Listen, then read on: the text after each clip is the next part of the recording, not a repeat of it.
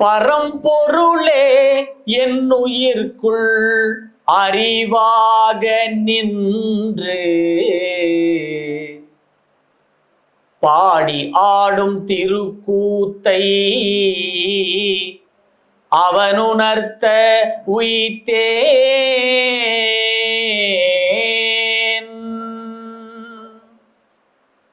பரம்பொருளே என்னுயிர்க்குள் அறிவாக நின்று பாடி ஆடும் திருக்கூத்தை அவனுணர்த்த உய்த்தேன். வரம் அளித்து வாழ்த்தி என்னை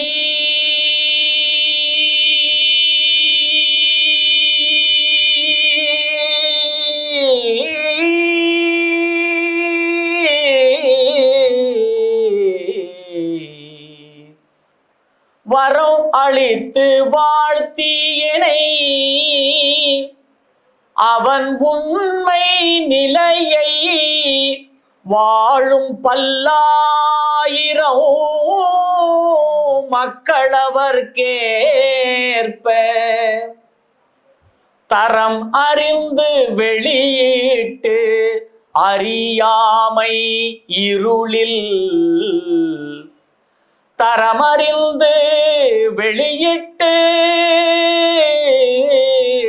அறியாமை இருளில் தத்தளிக்கும் மக்களுக்கு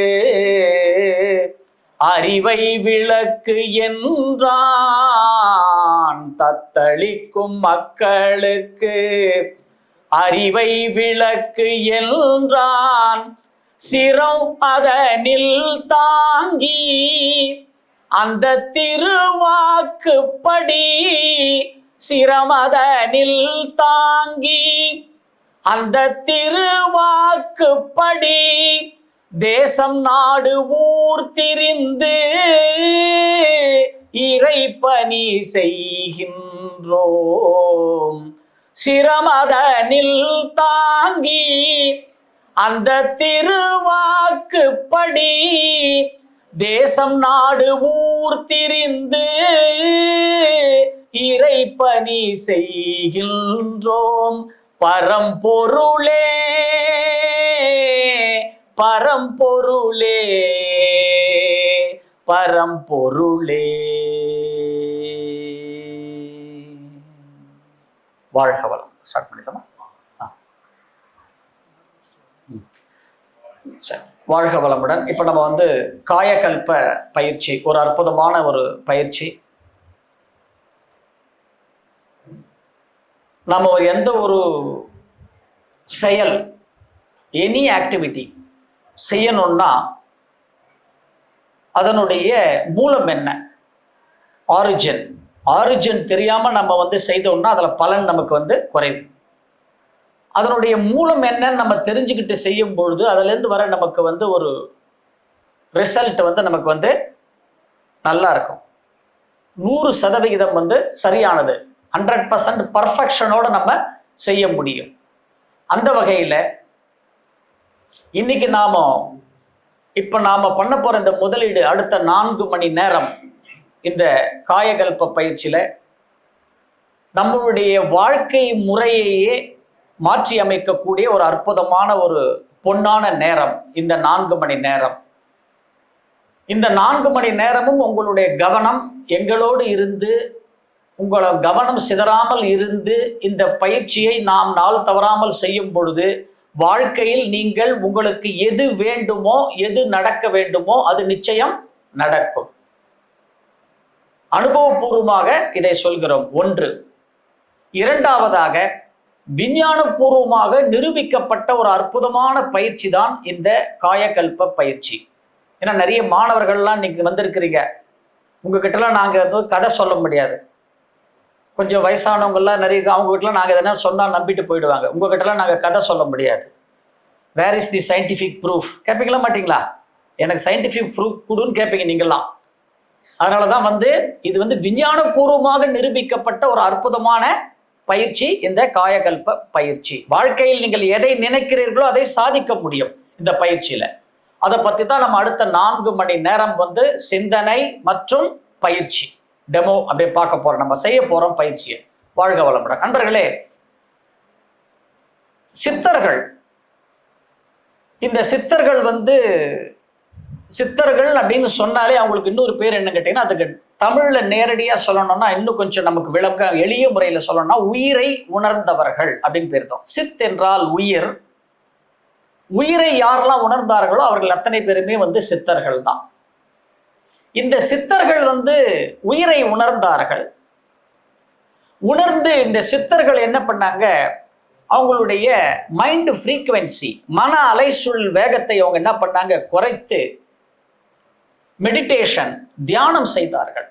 இந்த சித்தர்கள் தியானம் செய்த நிலையிலே அவங்க என்ன பண்றாங்கன்னு கேட்டீங்கன்னா, இந்த எலக்ட்ரோ மேக்னெட்டிக் ஃபீல்டு என்று சொல்லக்கூடிய வான்காந்த ஆற்றல், காஸ்மிக் எனர்ஜி, அதனோட அவங்க வந்து ஒரு லிங்க் வச்சுக்கிட்டாங்க. இந்த யூனிவர்ஸோட ஒரு லிங்க் வந்தது அவங்களுக்கு.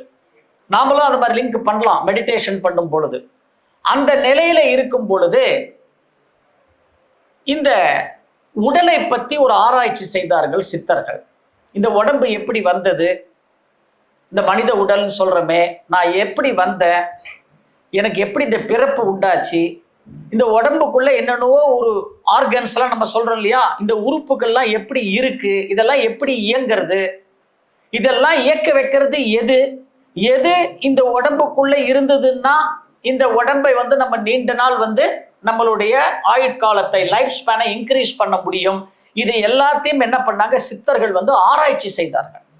சித்தர்கள் ஆராய்ச்சி செய்த பிறகு அவர்கள் கடைசியில கண்டுபிடிச்ச ஒரு முடிவு தான், இது அத்தனைக்கும் காரணம் வந்து இந்த லைஃப் ஃபோர்ஸ் என்று சொல்லக்கூடிய உயிர் தான் இதுக்கு அத்தனைக்கும் காரணம். அப்போ இந்த உயிரை எது வந்து இந்த உடம்புல வந்து தங்கி இருந்தால் நான் உயிர் வாழ முடியுமோ அதை நீண்ட காலத்திற்கு தள்ளி போடுறதுக்கு சில யுக்திகள் எல்லாம் சித்தர்கள் அந்த மெடிடேஷன் மூடில் இருக்கும் போதே கண்டுபிடிச்சார்கள். அந்த கண்டுபிடிச்ச ஒரு அற்புதமான பயிற்சிக்கு பேர் தான் என்ன பயிற்சி, காயகல்பம். அந்த பயிற்சி தான் சித்தர்கள் இது என்ன பண்ணாங்க, இதை வந்து பாடல்களா எழுதி வச்சாங்க. அந்த சித்தர்களுடைய பாடல்கள்லாம் எப்படி எழுதி வச்சாங்க, இந்த எப்படி இது வந்தது, இதெல்லாம் நாம் இப்போ பார்க்க போறோம். அதுக்கு முன்னாடி த ஆரிஜின் ஆஃப் காயகல்பம் அப்படின்னு ஒன்று இருக்கு. இந்த காயகல்பத்தினுடைய வரலாறு, இதனுடைய மூலம் எங்க இருக்கு, இது வந்து சித்தர் கலை அப்படின்னு நாம பொதுவாக தான் சொல்றோம். ஆனால் இதுக்கு வந்து நம்மளால வந்து ஒரு அறுதியிட்டு ஒரு பர்ஃபெக்டா வந்து நம்மளால வந்து இது இத்தனை வருஷத்துக்கு முன்னாடி கலை அப்படின்னு யாராலையும் சொல்ல முடியலை. ஆனால் ஒரு சில ரெக்கார்ட்ஸை பேஸ் பண்ணி பார்க்கும் பொழுது இது எத்தனை வருஷத்துக்கு முன்னாடி கலை, அதுக்கு முன்னாடியே இது இருந்திருக்கணும், இல்லைன்னா அதை பத்தி பேசியிருக்கவே முடியாது. அந்த ஆரிஜினை பார்த்துட்டு அப்படியே நம்ம வந்து காயகல்ப கிளாஸ்க்குள்ள இப்போ நம்ம டிராவல் பண்ண போறோம். நெக்ஸ்ட் 4 hours எங்க இருக்கணும் நம்ம, ஆமா, you have to travel along with us. Okay, students நிறைய பேர் இருக்கீங்க, உங்ககிட்ட தான் நிறைய கொஸ்டின் கேட்போம். Be ready. Okay, right, good. வாழ்க வையகம், வாழ்க வையகம், வாழ்க வளமுடன். குரு புகழ் வாழ்க, குருவே துணை. தெளிவு குருவின் திருமேனி காணல், தெளிவு குருவின் திருநாமம் செப்பல், தெளிவு குருவின் திருவார்த்தை கேட்டல், தெளிவு குரு குரு சிந்தித்தல் தானே, சிந்தனையை உடல் நலத்தை சீரமைத்து உய்வித்த குருவே வாழ்க வளமுடன், வாழ்க வளமுடன், வாழ்க வளமுடன். இந்த காயகல்ப பயிற்சி பார்த்தீங்கன்னா அருள் தந்தை வேதாத்ரி மகர்ஷியுடைய டிசைன் நம்ம பார்த்த விளக்கங்கள்லாம். இந்த காயகல்பம் எவ்வளவு பழமையானதாக இருக்கலாம். சித்தர்கள் பயிற்சின்னு பார்த்தோம். அதுக்கு முன்னாடி ஆய கலைகள் 64, அதில் ஒரு கலை காயகல்ப கலைன்னு சித்தர்கள் ஓலைச்சுவடிகள்ல எழுதி வச்சிருக்கிறாங்க. இந்த கலை எவ்வளவு பழமையானதா இருக்கலாம் அப்படின்னு நாங்க இந்த காயகல்ப பயிற்சிட்டு அப்புறம் நிறைய ரிசர்ச் எல்லாம் பண்ணி பார்க்கும்போது, மகாபாரத போர் தெரியும் நமக்கு இல்லையா. மகாபாரத போர் நடந்துச்சா, யாருக்கு யாருக்கு நடந்தது, பாண்டவர்களுக்கும் கௌரவர்களுக்கும் நடந்தது. அந்த போர்ல நடக்கும்போது என்னாச்சுன்னா 58 நாள் நடந்தது. அதுல பிதாமகர் பீஷ்மர் என்ன பண்ணாரு, அர்ஜுனனால அம்பு படுக்கையில அடிபட்டு படுத்துட்டு இருக்கிறார். அம்பு படுக்கையில என்ன பண்ணாரு, அடிபட்டு படுத்துட்டார். அவர் எப்படி வரம் வாங்கினவரும், அவர் ஒரு பெரிய தவசீலர், சிரஞ்சீவி வரம் பெற்றவர். அவர் என்னன்னா தான் எப்ப விரும்புறாரோ அப்ப உயிரை விடலாம். இன்னைக்கு என்ன தினம் தெரியுமா, இன்னைக்கு இன்னைக்கு கரெக்டா அது இன்னைக்கு இப்ப காயகல்பத்தை பத்தி பீஷ்மாஷ்டமி இன்னைக்கு பீஷ்மாஷ்டமி. பீஷ்மாஷ்டமின்னு பேர். இன்னைக்கு அவரை நினைச்சு எல்லாரும் தலையில தண்ணி ஊத்தி அவரை நினைச்சு அவர் இது பண்ணணும்னு சொல்லுவாங்க, தர்ப்பணம்னு சொல்லுவாங்க நம்முடைய பண்பாடுல. இது என்னன்னா, அவர் பீஷ்மர் அம்பு படுக்கையில படுத்திருக்கா, போர் முடிஞ்சிருச்சு, பாண்டவர்கள் ஜெயிச்சுட்டாங்கன்னு சொல்ல முடியாது, பஞ்ச பாண்டவர்கள் தான் உயிரோட இருந்தாங்க, 5 பேர் தான் உயிர் படைச்சாங்க. அப்ப அவர் என்ன பண்றாங்கன்னா, தர்மர் என்ன பண்றாரு, பீஷ்மர் கிட்ட போய் தர்மமே தர்மராக பிறந்ததா சொல்றாங்க. தர்ம சாஸ்திரமே தர்மமாக பிறந்தது. அவருக்கு எல்லா தர்ம அனுஷ்டானங்களும் தெரியும். இருந்தாலும் அவர் என்ன பண்றா, தன்னோட தாத்தாவான பீஷ்மர் கிட்ட போய் இறை தத்துவத்தை பத்தி கேட்டு நிக்கிறார். நீங்க எங்களெல்லாம் விட்டு பிரிய போறீங்க. அவர் சொல்றாரு, நான் போற நேரம் வந்தாச்சு, நான் இன்னைக்கு கிளம்ப போறேன் இந்த பூ உலக விட்டு, நீங்க எல்லாரும் எனக்கு விடை கொடுக்கணும்னு சொல்லி இவர் கேட்கும்போது இவர் போய் கேட்கிறார், எங்களுக்கு ஏதாவது இறைவனை பத்தி சொல்லுங்க, இறைவன்னா என்ன, இறைவனை பத்தி நாங்க தெரிஞ்சுக்கணும்னு தர்மரும் பஞ்ச பாண்டவர்கள் அவரோட சகோதரர்களும் போய் நின்று கேட்கும்போது பீஷ்மர் தர்மசாஸ்திரத்தை சொல்றார். அந்த சொன்ன தர்மசாஸ்திரத்துக்கு பேர் என்னன்னா விஷ்ணு சகஸ்ரநாமம்னு பேர். மந்திரங்கள்ல மூல மந்திரமாக சொல்லப்படுற விஷ்ணு சகஸ்ரநாமம். விஷ்ணு சகஸ்ரநாமத்தை நம்ம எல்லா கோயிலும், இப்ப இந்த ஆஞ்சநேயர் கோயில் இருக்கு, பெருமாள் கோயில் எல்லாம் போடுவாங்க, ஸ்லோகமா கேட்டிருப்போம். அது ஃபுல்லா உடல் கூறு சார்ந்த மந்திரம். நீ உள்ள ஆராய்ச்சி பண்ணி அதை எடுத்து பார்த்தீங்கன்னா அந்த 1008 ஸ்லோகமும் நம்ம உடம்புல உச்சியிலேருந்து பாதம் வரைக்கும் இருக்கிற நரம்புகளை இயக்கக்கூடிய ஒரு டெக்னிக். அது கரெக்டா உச்சரிப்பு சொல்லணும். அது கொஞ்சம் மிஸ் ஆனா கூட அதுல பிரச்சனைகள் வந்துடும். அவ்வளோ ஒரு அற்புதமான மந்திரம். அதை சொல்ல முடியலன்னா கூட போட்டுட்டு அதை காதுல கேட்டாலே நோய் இருக்காது அப்படின்றது, நோய்கள் தீரும்னு சாஸ்திரம் சொல்லுது. அந்த மாதிரி ஒரு இறை தத்துவத்தை அவர் சொல்லிட்டு வர்றாரு. இப்படி சொல்லிட்டு வரும்போது அதுல 30வது பாடல் சொல்றாரு, ஓஜஸ் தேஜோ துரிதரகா பிரகாசாத்மா பிரகாசனஹா அப்படின்னு சொல்றாரு. 30வது பாடல்ல ஒரு விஷ்ணு சஹஸ்ரநாமத்துல. ஏன்னா சஹஸ்ரநாமம் நான் படிப்போம் நான் வீட்டுல. அப்ப இது இந்த காயகல்பெல்லாம் எடுத்தோன்னே இது எதுக்கு அந்த வார்த்தை, இப்ப நம்ம காயகல்ப சொன்ன பார்த்தீங்களா, காயகல்ப பயிற்சியில ஒரு பயிற்சி ஓஜஸ் பயிற்சி. அந்த பயிற்சியை பத்தி அதுல அந்த வார்த்தை வந்தோடனே அதை எடுத்து நாங்க அரைச்சி செய்தப்போ அது சொல்லுவோம், ஓஜஸ் தேஜோ துதிதரஹா. ஓஜஸ்ன்ற மூச்சை யார் பிரயோகம் பண்றானோ, பிரகாசாத்மா பிரகாசனகா, அந்த மூச்சை பிரயோகம் பண்ணி பயிற்சி செய்றோம், ஆன்மா எப்படி இருக்குமா, பிரகாசமா இருக்கும்னு சொல்றாரு. ஓஜஸ் தேஜோ துதிதரஹா பிரகாசாத்மா பிரகாசனகா அப்படின்னு வருது. அப்போ காயகல்ப பயிற்சியை பத்தி எதுல சொல்லியிருக்கு, 5122 வருடத்திற்கு முன்னாடி நடந்த பாரத போர்லயே சொல்லியிருக்காங்க. பீஷ்மர் பெரிய சிரஞ்சீவி, நான் அத்தனை தலைமுறை பார்த்தவர், அவருக்கு இப்ப சொல்றாருன்னா அப்ப அவருக்கு முன்னாடி என்ன இருக்குது, இந்த காயகல்ப பயிற்சி இருந்திருக்கணும். பிளஸ் சித்தர்களுடைய காயகல்ப பயிற்சி. இப்ப காயகல்பம்னா என்ன, காயகல்ப பயிற்சின்னு சொல்றோம். காயகல்பம்னா என்னன்னா அது ஒரு சமஸ்கிருத வார்த்தை. காயம்னா உடல், கல்பம்னா அழியாம வச்சுக்கிறது. இந்த உடம்பு அழியாம வச்சுக்கலாமா, இப்படியே சின்ன பசங்களா இருக்க முடியுமா, நம்ம இருக்க முடியாது. முதல் குட்டியா இருந்தோம், அப்புறம் இப்ப இந்த அளவுக்கு வந்திருக்கிறோம், இன்னும் கொஞ்சம் கழிச்சு நடுவோம், பெரிய பையன் நடுவோம், ஸ்கூல் படிக்கிறோம், காலேஜ் போவோம், ஆஃபீஸ் போவோம், அப்புறம் வயசாகும் இல்லையா. அப்போ இந்த உடம்ப உறுதியப்படுத்தக்கூடிய ஒரு பயிற்சி, உறுதியாக வைத்துக் கொள்ளக்கூடிய ஒரு அற்புதமான பயிற்சி. காயம்னா உடல், கல்பம்னா பாருங்க உறுதி செய்தல்னு அர்த்தம். காயகல்பம் இதுக்கு முன்னாடி புதுசா வந்திருக்கவங்க கேள்விப்பட்டிருக்கீங்களா, காயகல்பன்ற வார்த்தையை?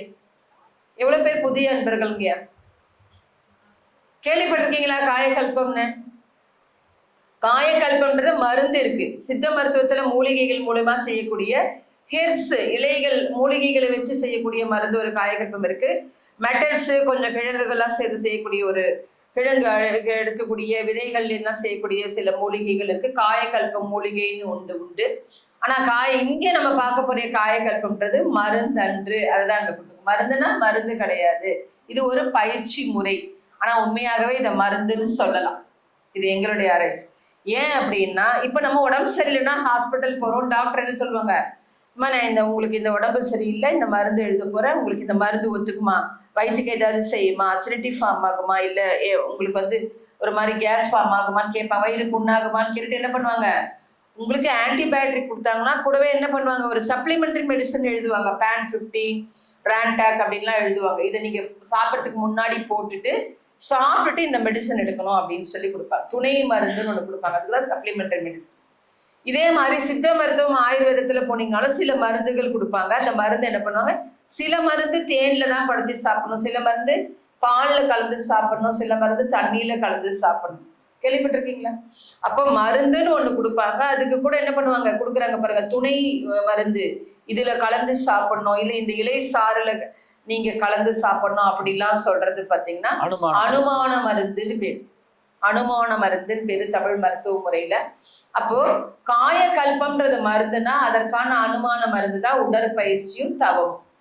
அப்போ ஃப்ரெஷ்ஷா வந்திருக்கவங்க நீங்க காயகல்பம் மட்டும் எடுத்தீங்கன்னா மருந்து சாப்பிட்ட பலன் கிடைக்கும். நீங்க இது கூடவே அடிப்படை பயிற்சிகள் எடுத்தீங்கன்னா இன்னும் உங்க உடல் ஆரோக்கியம் எப்படி இருக்கும், இன்னும் சிறப்பா இருக்கும்ன்றதுக்காக சொல்றோம். ஏன்னா காயகல்பம் சாமிஜி எடுக்கும் போது எல்லாரும் டப்பா கொண்டு வந்துட்டாங்க. ஏன்னா அப்பெல்லாம் சித்த மருத்துவம் தான் இல்லைங்களா. இப்பதான் நிறைய நம்ம அலோபதி மெடிசன்ஸ் நடக்கும், சித்த மருத்துவம் ஆயுர்வேதம்லாம் இருந்தால எல்லாரும் சாமி ஏதோ ஒரு லேகியம் கொடுப்பாங்க, டப்பி கொண்டு வந்தாங்க. அப்பதான் சொன்னாரு இது மருந்து இல்லப்பா பயிற்சி. உண்மையில் சொல்ல போனா இதுவும் ஒரு மருந்து தான், நம்ம உடலுக்கு பயிற்சியாக செய்யும் போது செயல்படுது. அடுத்தது பாருங்க, இது சித்தர்களால் வடிவமைக்கப்பட்டது. 18 சித்தர்கள் இருக்கிறாங்க நமக்கு தெரியும்.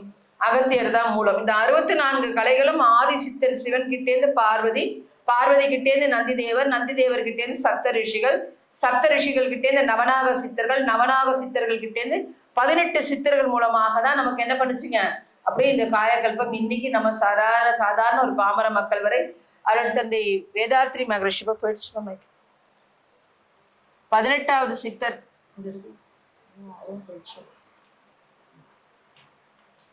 18 சித்தர்கள் மூலமாக வந்த இந்த காயகல்ப பயிற்சி 19வது சித்தரான அருள் தந்தை வேதாத்ரி மகரிஷியின் மூலமாக நமக்கு என்ன வந்திருக்குங்க. இன்னைக்கு உட்கார்ந்து இந்த காயகல்ப பயிற்சியை பத்தி பேசியிருக்கோம். இந்த 18 சித்தர்கள் வரிசையை இப்ப பார்க்கலாம். இப்ப போட்டு அடுத்த ஸ்லைடு. நெக்ஸ்ட் போலாமா? நெக்ஸ்ட் போயிட்டு இருப்பா, அடுத்த ஸ்லைடு. 18 சித்தர்கள்.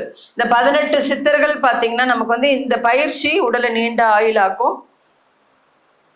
பாருங்க, அகத்தியர், திருமூலர், நந்தீசர், போகர், ராமதேவர், இடைக்காடர், சட்டமுனி, கமலமுனி, நாதமுனி, மச்சமுனி, கொங்கணர், பதஞ்சலி, பாம்பாட்டி, சுந்தரானந்தர், குதம்பை சித்தர், கருவூரார், கோரக்கர், தன்வந்திரி, புலத்தையர். இந்த 18 சித்தர்கள்.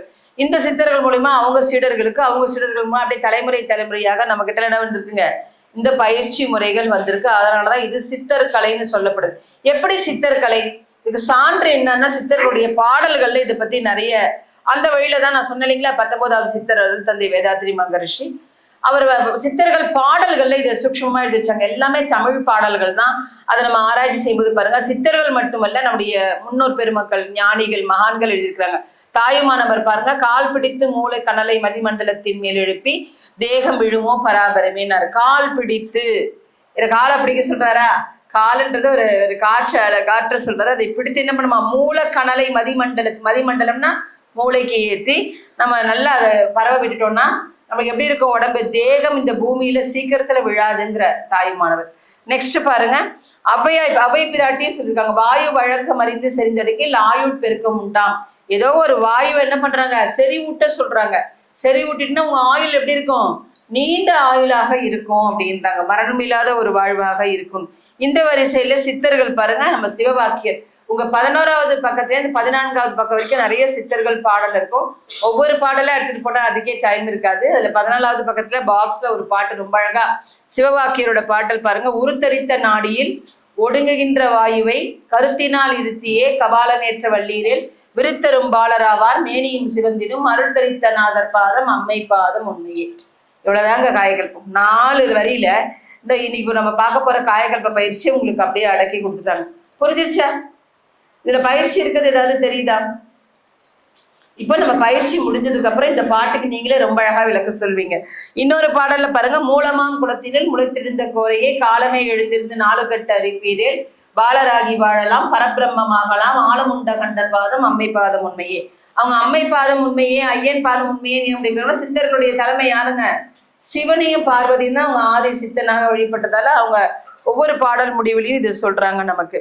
இந்த பயிற்சியோட நோக்கம் என்ன? நீண்ட ஆயுளை தருதல், முதுமையை தவிர்த்து இளமையோடு இருத்தல், நோயின்றி நலமாக வாழ்தல். நீண்ட ஆயுளை தருதல் எதுக்குங்க? நான் நீண்ட ஆயுளோட இருக்கணும், எல்லா கடமையும் முடிஞ்சிச்சிங்க, போய் சேர்ந்துட முடியுமா? கடவுள் நமக்கு நிர்ணயப்பட்ட நாள் எவ்வளவு அது வரைக்கும் நம்ம பூமியில இருந்துதான் ஆகணும். இன்னொன்னு தெரியுங்களா, இந்த முதுமையை தவிர்த்து நீண்ட ஆயுளோடு இருக்கிறது அப்படின்னா மரணமில்லா பெருவாழ்வுன்றாங்க சித்தர்கள் இந்த வாழ்க்கை முறைய. மரணமில்லா பெருவாழ்வுனா நம்ம இறந்தவங்க ஒரு நாள் கண்டிப்பா என்ன ஆகும், பிறந்தவங்க ஒரு நாள் இறந்துதான் ஆகணும். நமக்கு வந்த டிக்கெட் தெரியும், ரிட்டர்ன் டிக்கெட் நமக்கு தெரியாது, எப்ப கூப்பிடுறோன்னா இப்ப போயிடும். என்னதான் இருந்தாலும் இந்த பயிற்சிகள்லாம் செய்யும் போது நமக்கு என்ன நடக்குது அப்படின்னா, உங்களுக்கு இந்த வயசுக்கு இந்த ஆயுள்னு ஒரு நிர்ணயம் இருக்கு நமக்கு. அந்த ஆயுளை தாண்டி ஒரு நாள் நீங்க எக்ஸ்டெண்ட் பண்ணி வாழ்ந்துட்டாலும் நீங்க யாரா இருக்கீங்க? மரணத்தை வென்றவர்கள்ன்றாங்க சித்தர்கள்.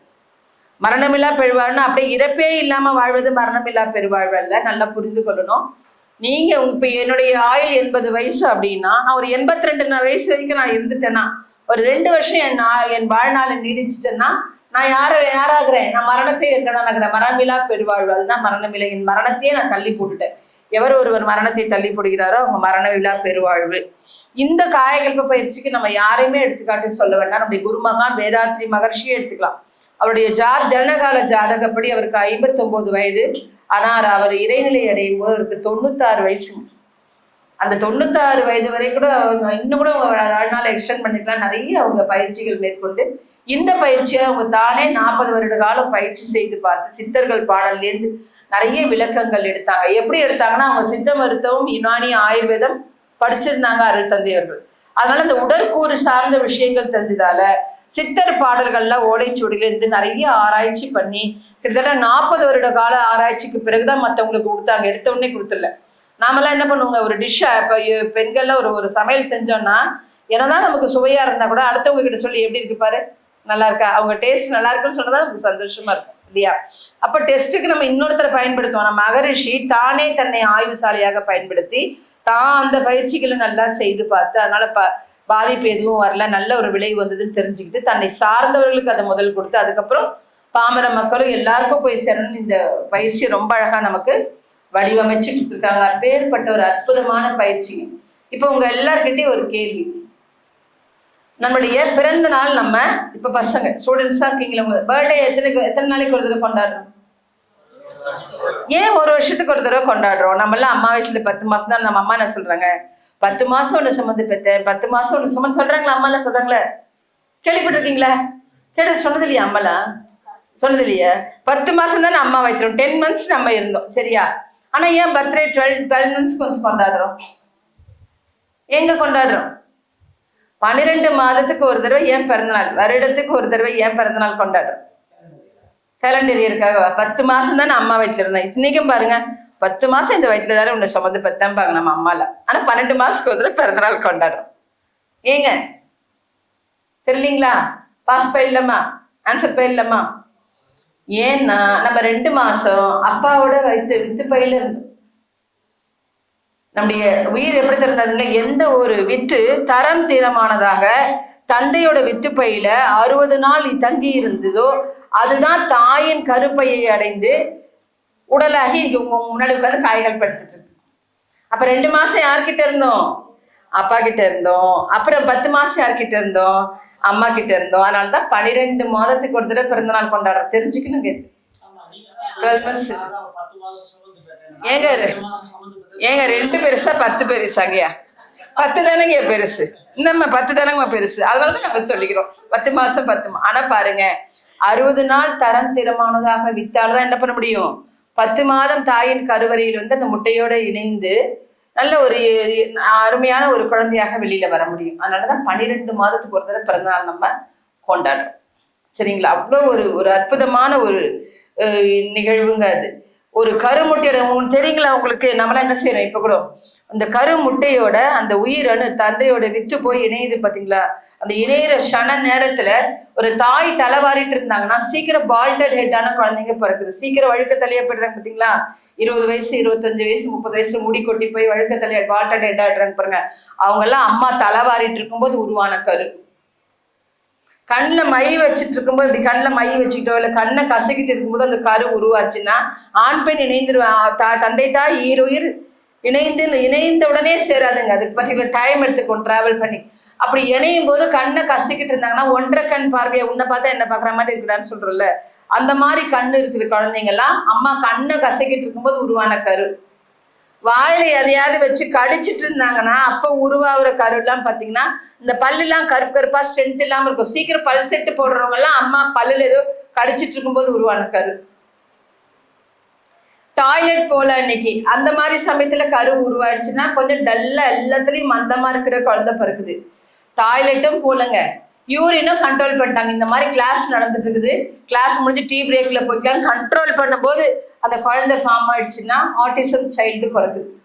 இதை மாதிரி தமிழ் மரபுல எடுத்து பார்த்தீங்கன்னா தமிழ் மரபு மருத்துவத்துக்கு பெரிய லிஸ்ட் இருக்குங்க. நம்ம ஒவ்வொருத்தரும் சாமானியமா பிறந்தில்ல. நம்ம தாய் தந்தை செஞ்ச புண்ணியம், முன்னோர்கள் செய்த புண்ணியம், நம்ம எல்லாம் பார்க்கறதுக்கு எப்படி இருக்கிறோம்? எந்த குறையும் இல்லாம ஆரோக்கியமா இருக்கவங்களா? ஆனா நம்ம என்ன பண்றோம்? கண்ணாடி முன்னாடி போயிருந்தா இன்னும் கொஞ்சம் வெள்ளையா இருந்திருக்கலாம், இன்னும் கொஞ்சம் மூர்க்கு ஷார்ப்பா இருந்திருக்கலாம், இன்னும் கொஞ்சம் கலரா இருந்திருக்கலாம், இல்ல இன்னும் கொஞ்சம் உயரமா இருந்துக்கலாம், அவனை மாதிரி இவனை மாதிரி எல்லாம் நினைக்கிறோம் இல்லைங்களா? அப்படிலாம் நினைக்கவே கூடாது. இறையாற்றல் நமக்கு நம்ம தாய் தந்தை செஞ்ச புண்ணி எந்த குறையும் அங்க குறைகளும் இல்லாம நாம அழகா பிறவி எடுத்து வந்திருக்கோம். அத இப்ப என்னன்னா அவ்வளோ ஒரு ரகசியங்கள்லாம் நம்ம உடம்புல இருக்குதுங்க. இந்த உடம்பை பற்றியும் இந்த உடம்பானது உயிரை பற்றியும் தான் நாம இன்னைக்கு அற்புதமா தெரிந்து கொள்ள போறோம். காய கல்பம். இந்த காய கல்பம்னா என்னன்றது நம்ம பார்க்க போறோம். இதுதான் அடிப்படை தத்துவம். ஒரு மனிதன் அப்படின்னு சொன்னா இந்த காய கல்பம் தான் அதோட அடிப்படை தத்துவம். பருவுடல், வித்து குழம்பு, உயிர், மனம், ஜீவகாந்தம். இந்த 5 மடங்குனது தாங்க மனிதன். இது எல்லாமே உங்க புத்தகத்துல இருங்க. அடிஷனலா நாங்க சொல்ற விஷயங்கள் ஏதாவது நீங்க நோட்ஸ் எடுத்துக்கணும் அப்படின்னா 27வது பக்கம் தாண்டி 28வது பக்கத்துல உங்களுக்கு 2 பேப்பர் அன்ரூல்டு பேப்பர் இருக்குங்க உங்க புக்ல. அதுல எழுதிக்கலாம். வேற எதுவும் பண்ண வேண்டாம். சரிங்களா? இப்ப இந்த அடிப்படை தத்துவத்துல பாருங்க, பரு உடல், ஜீவ வித்து குழம்பு. வார்த்தைகள்லாம் பாருங்களேன், அருள்தந்தை அவர்கள் சுத்த தமிழ் வார்த்தையா ரொம்ப அழகா போட்டிருப்பாங்க. இந்த பரு உடல்னா என்ன, ஒவ்வொன்றையும் இந்த 5 பத்தியும் நம்ம என்ன பண்ண போறோம்? மெய்ஞான ரீதியாகவும் விஞ்ஞான ரீதியாகவும் பார்க்க போறோம். மெய்ஞானமாகவும் பார்க்க போறோம், விஞ்ஞான ரீதியா இன்னைக்கு சயின்ஸ், இப்ப சயின்ஸ் அதை பத்தி என்ன டெவலப்மெண்ட் இருக்குது, அதை பத்தி என்ன ரிசர்ச் போகுது அப்படின்ட்டு. இந்த காயகல்ப பயிற்சி மட்டும் இல்லைங்க, நீங்க எந்த யோகா பயிற்சிகளாக இருந்தாலும் சரி, அது பிராணாயாமமா இருக்கலாம், யோகாவா இருக்கலாம், இல்லை எனி யோகா நீங்க ஒருவர் தொடர்ந்து 9 வருடம் செஞ்சுட்டாங்கன்னா அவங்களுக்கு நோய்கள்ல இருந்து பரம்பரை கர்மவினை நோய், பரம்பரை நோய்களை கூட நம்ம போக்கிட முடியும், வராமல் செய்ய முடியும். அதுல ரொம்ப சுப்பீரியரானது இந்த காயகல்ப பயிற்சி. இன்னைக்கு ரிசர்ச் சொல்லியிருக்கிறாங்க, கண்டுபிடிச்சிருக்காங்க ஆராய்ச்சியில.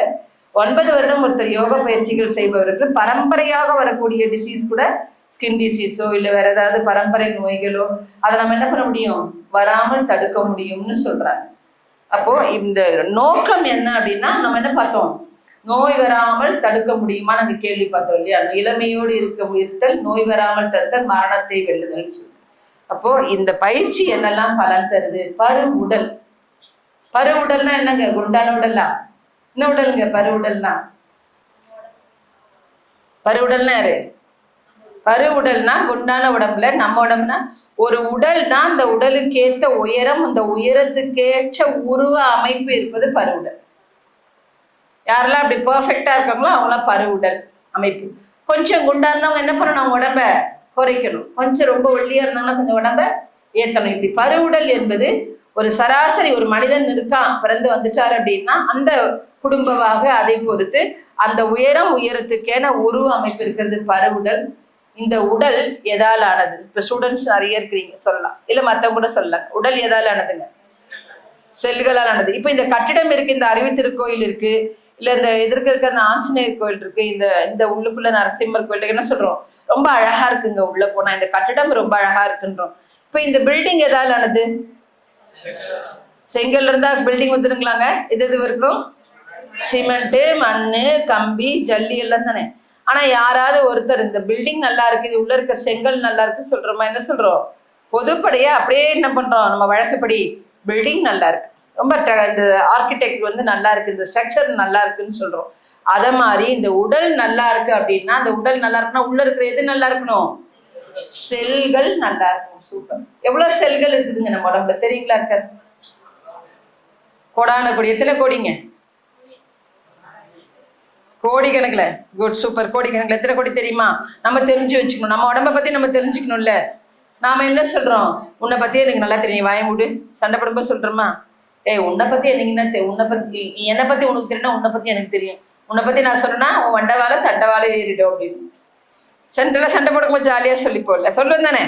நீ என்ன சொல்ல உடனே? நீயாவது தண்டவாளை ஏற்றுவேன், நான் ஏரோப்ளைனே ஏற்றிடுவேன், ஹெலிகாப்டர் ஏற்றிடுவேன், ஞாபகம் வச்சுக்கோ அப்படின்னு. ஆனா நம்மளை பத்தியே நமக்கு தெரியாது. நம்ம உடம்புல என்னெல்லாம் இருக்கு, என்ன நடக்குதுன்றதை பத்தி தான் நம்ம இன்னைக்கு பார்க்க போறோம். சரியா? நம்ம உடம்புல 6000 கோடி செல்கள் இருக்கு, ஞாபகம் வச்சுக்கோங்க. இப்ப ரிசர்ச்ல கண்டுபிடிச்சிருக்கிறது ஃபைனலா 6000 கோடி செல்கள் இருக்கு.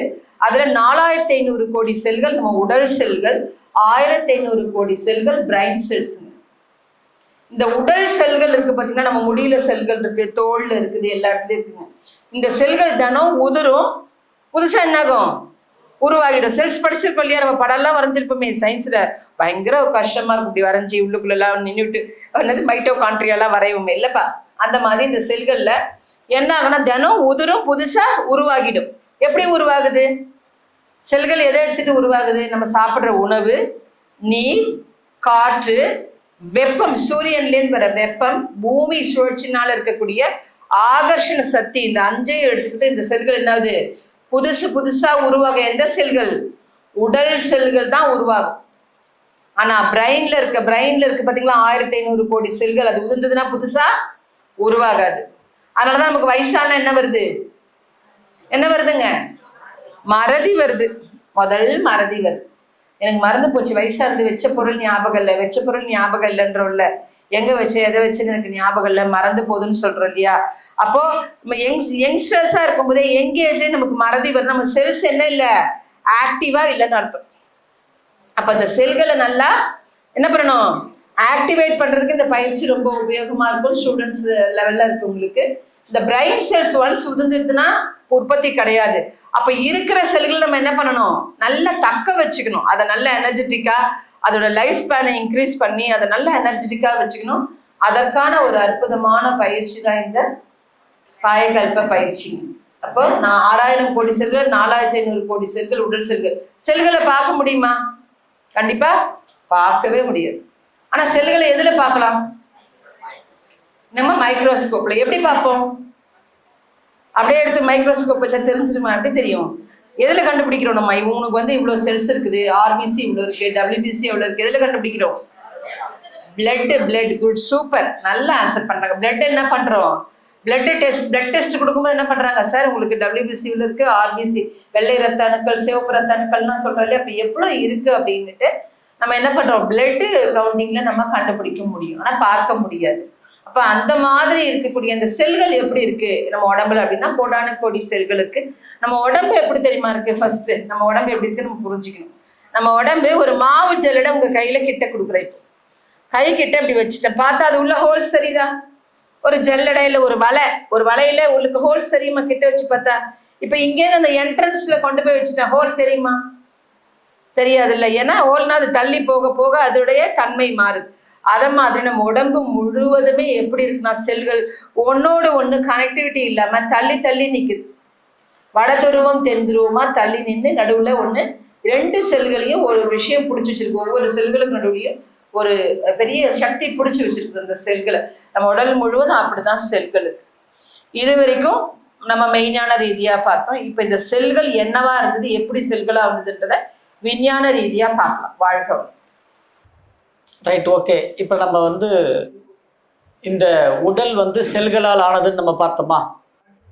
சரி, இப்போ பிசிக்கல் பாடின்னு பார்த்தோம். பிசிக்கல் பாடின்னு என்னன்னு பார்த்தோம்? பரு உடல். இப்போ பல செல்கள், பல கோடி செல்கள் ஒன்று சேர்ந்ததுன்னா அது என்னவா மாறும்? திசுக்களா மாறும், டிஷ்யூஸ். பல திசுக்கள் ஒன்று சேர்ந்துதான் என்னவா மாறும்? மசில்ஸ். பல மசில்ஸ் ஒன்று சேர்ந்ததுன்னா ஆர்கன்ஸ், உறுப்புகள். பல உறுப்புகள் ஒன்று சேர்ந்ததுன்னா ஒரு ஜோன், மண்டலம். பல மண்டலம் ஒன்று சேர்ந்தது தான் என்னது? இந்த உடம்பு அப்படின்னு சொல்றோமா? அப்போ செல்லு திசுவாகி, திசு தசையாகி, தசை உறுப்பாகி, உறுப்பு மண்டலமாகி, அதுதான் பரு உடலா இருக்கு. செல்லுக்கு முன்னாடி நம்ம என்னவா இருந்தோம்? செல்லுக்கு முன்னாடி நாம யாரு? காருக்கு முன்னாடி யாரு, பின்னாடி நானு. செல்லுக்கு முன்னாடி நம்ம என்ன இருந்தோம்? எஸ் பாஸ் உங்க பேர் என்ன? முகிலன், சொல்லுங்க. செல்லுக்கு முன்னாடி நாம என்னவா இருந்தோம்? அணுவா? சீக்கிரம் வாங்க. செல்லுக்கு முன்னாடி நம்ம என்னவா இருந்தோம்? குரோமோசோம். என்ன இருந்தோம்? ஆமா, உங்களுக்கு இதெல்லாம் ரொம்ப முக்கியம். குரோமோசோமா இருந்தோம் நம்ம. குரோமோசோமுக்கு முன்னாடி நம்ம என்னவா இருந்தோம்? குரோமோசோமுக்கு முன்னாடி டிஎன்ஏ. உன் பேர் என்ன? பரத். குட். டிஎன்ஏ மரபணுவா இருந்தோம். மரபணு நல்லா ஞாபகம் வச்சுங்க. மரபணுவா இருந்தோம். அந்த மரபணுவுக்கு உள்ள என்ன இருக்கிறது? மரபணுவுக்கு உள்ள என்ன இருக்கிறது? நம்ம சயின்ஸா போனோம். இப்போ மரபணுவுக்குள்ள என்ன இருக்கிறது? அதான் அந்த உட்கருவுக்குள்ள என்ன இருக்கிறது? அதுதான் ஜீன்ஸ். ஜீன்ஸ்ன்னு சொல்றதுதான் மரபணு. நீ ஜீன் சொல்றதா நம்ம தமிழ்ல சொன்னோம் மரபணுன்னு. அதுக்குள்ள என்ன இருக்கிறது?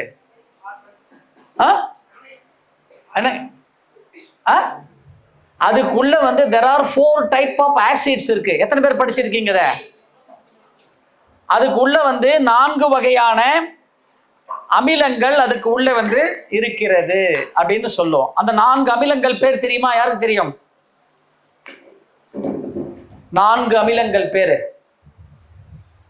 Adenine, thymine, cytosine and guanine. there are 4 acids.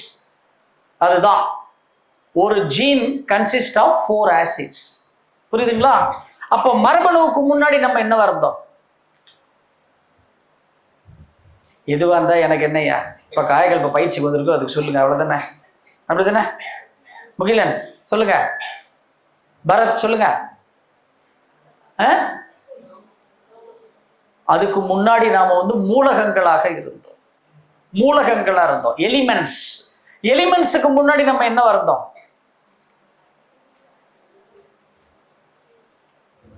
எலிமெண்ட்ஸுக்கு முன்னாடி நம்ம வந்து ஆகாஷ் என்று சொல்லக்கூடிய விண்ணாக இருந்தோம்.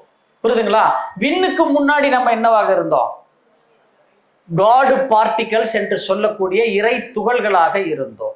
இறை துகள்களுக்கு முன்னாடி என்னவா இருந்தது? இறைவன், இறைநிலை, அப்சல்யூட் ஸ்பேஸ், சுப்ரீம், ஆல்மைட்டி அப்படின்னு சொல்றோம். அப்ப பாருங்க, அந்த ஆல்மைட்டின்னு சொல்ற இறைநிலையே இறை துகளாகி காட் பார்ட்டிகல்ஸ் ஆகி அந்த இறை துகளே என்னவா மாறுது? விண்ணாகி, விண்கள் ஒன்று சேர்ந்து மூலகமாகி, மூலகங்கள் ஒன்று சேர்ந்து என்னவா மாறுது? மரபணுவா ஆசிட்ஸா மாறும். அங்கதான் வந்து விஞ்ஞானம் 2ஆ பிரியும். விஞ்ஞானம் 2ஆ பிரிஞ்சிடும். ஒரு பக்கம் வந்து மெய்ஞானம் சொல்றது வந்து பஞ்சபூதங்கள் சொல்லிடும். ஆனா விஞ்ஞானம் என்ன சொல்லுது? 4 வகையான அமிலங்கள்: அடினைன், தைமின், சைடோசின் அண்டு குவானின். அந்த 4 அமிலங்களின் கூட்டுத்தான் என்னது? மரபணு. மரபணு என்ன பண்ணுது? பல மரபணுக்கள் ஒன்று சேர்ந்தது ஒரு குரோமோசோம். 46 குரோமோசோம் ஒன்று சேர்ந்ததுன்னா ஒரு செல். பல செல்கள் ஒன்று சேர்ந்தால் திசு, திசு தசை, தசை உறுப்பு, உறுப்பு மண்டலம், மண்டலம் பரு உடல். அப்ப சொல்லுங்க, ஆதியில் இறைவனாக இருந்தது. முதல்ல என்னவா இருந்தது? இறைவனாக இருந்தது. இறைவனே இறை துகளாகி, விண்ணாகி, மூலகமாகி, மரபணுவாகி, அப்புறம் என்ன வருது? குரோமோசோமாகி, செல்லாகி, திசுவாகி, தசையாகி, உறுப்பாகி, மண்டலமாகி, பருவுடலாகி, நாமக்கல் அறிவித்திருக்கோயில்ல இங்க உட்காந்து காயகல்ப பயிற்சி கேட்டுக்கிட்டு இருக்குது. அப்ப நான் யாரு? நான் யாரு? அப்ப இந்த மனித இறைவன் யார்? அது அவ்வளவுதான், நாம தான். அப்போ இந்த பருவுடல் என்பது என்னன்னு கேட்டீங்கன்னா ஒரு சாதாரணமான உடலே அல்ல. இது புரியுதுங்களா? ஒரு அற்புதமான இந்த உடல். இந்த உடலை வச்சுக்கிட்டு தான் நம்ம என்ன பண்ணணும்? வாழ்க்கையில நமக்கு என்ன தேவையோ, எதை நாம சாதிக்கணுமோ அதை நம்ம என்ன பண்ணணும்? சாதித்து காமிக்கணும். அப்ப இந்த உடல் நல்லா இருக்கணும்னா என்ன பயிற்சி பண்ணணுமோ? காயகல்ப பயிற்சி பண்ணணும். புரியுதுங்களா? அதுதான் இந்த பரு உடலுக்கு ஆனது. சரி, அந்த அடிப்படை தத்துவத்துல 2வது தத்துவம் என்ன போட்டிருக்கு சர்க்கிள்? உங்களுக்கு ரிவர்ஸ்ல போங்க. ரிவர்ஸ்ல போங்க. அதுல 2வது தத்துவம் என்ன போட்டிருந்து? பரு உடல் பார்த்தோம். அடுத்தது என்னது பாருங்க, நீங்களே படிங்க. ஜீவ வித்து குழம்பு. ஜீவ வித்து குழம்பு, செக்ஸ் வைட்டல் ஃப்ளூயிட். இப்ப அதை பத்தி நாம இப்போ பார்க்கலாம். இந்த செக்ஸ் வைட்டல் ஃப்ளூயிட்னா என்ன அப்படின்றத பார்க்கலாம். நெக்ஸ்ட், ஜீவ வித்து குழம்பு நிறைய கேள்விப்பட்டிருப்போம். இந்த சாமிஜி வந்து சுத்த தமிழ் வார்த்தைகளை உபயோகப்படுத்திருக்கிறாங்க.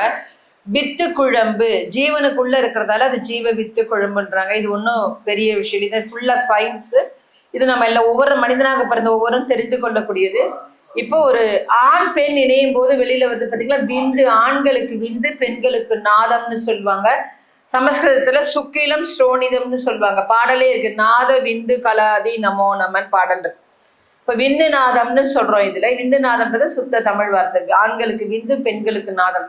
தந்தை தாய் ஈருயிர் ஒன்று சேர்ந்து தழைத்ததொரு உடலாகி உலகில் வந்தோம். அந்த ஈருயிர் வினைகள் அறமோ மற்றோனர். அறமோனா நல்லதோ மற்றதோ எனக்கு தெரியாது. ஆனா அப்ப எதுகிட்டேருந்து வருது?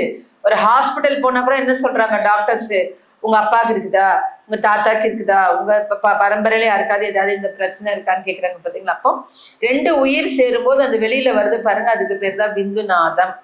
இந்த விந்துநாதம் வெளியில வந்து ஒரு உயிர் உருவாகுதுன்னா ஒவ்வொரு உயிரும் ஒரு தனி சிறப்பு வாய்ந்தது. சாமி சொல்றாங்க, பனித்துளி போல் அளவான நாத விந்தின் பரிணாமம் பல அவயங்களாகி தனித்தியங்கும் சிறப்புன்றாங்க. ஒரு துளி விந்து ஒரு நாதத்தோட சேரும் போது என்னாவது ஒரு உயிராக வந்திருக்குது. இந்த ஜீவ வித்து குழம்பு உடம்புல உற்பத்தி ஆயிட்டே இருக்குது. இந்த எப்படி உற்பத்தி ஆகுதுன்னா, நான் உண்ணும் உணவு 7 தாது பொருளா மாறுது.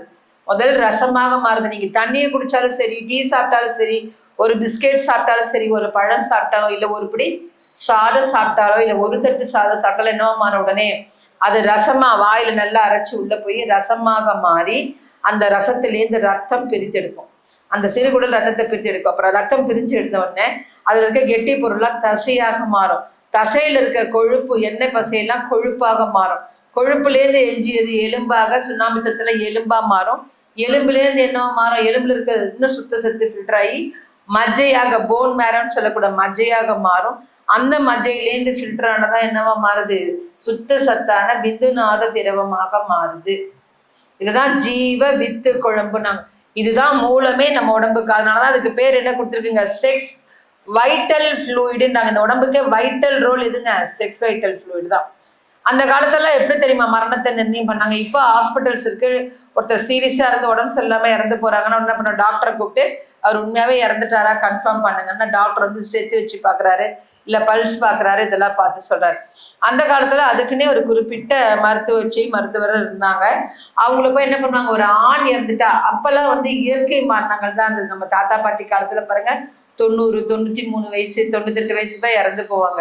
இப்பதான் 60 வயசு 60 கல்யாணம் பாக்குறதே அபூர்வமா போயிடுச்சு. நிறைய நோய்கள் வரும். அப்பெல்லாம் ரொம்ப நோய்வாய்ப்பட்டெல்லாம் போக மாட்டாங்க.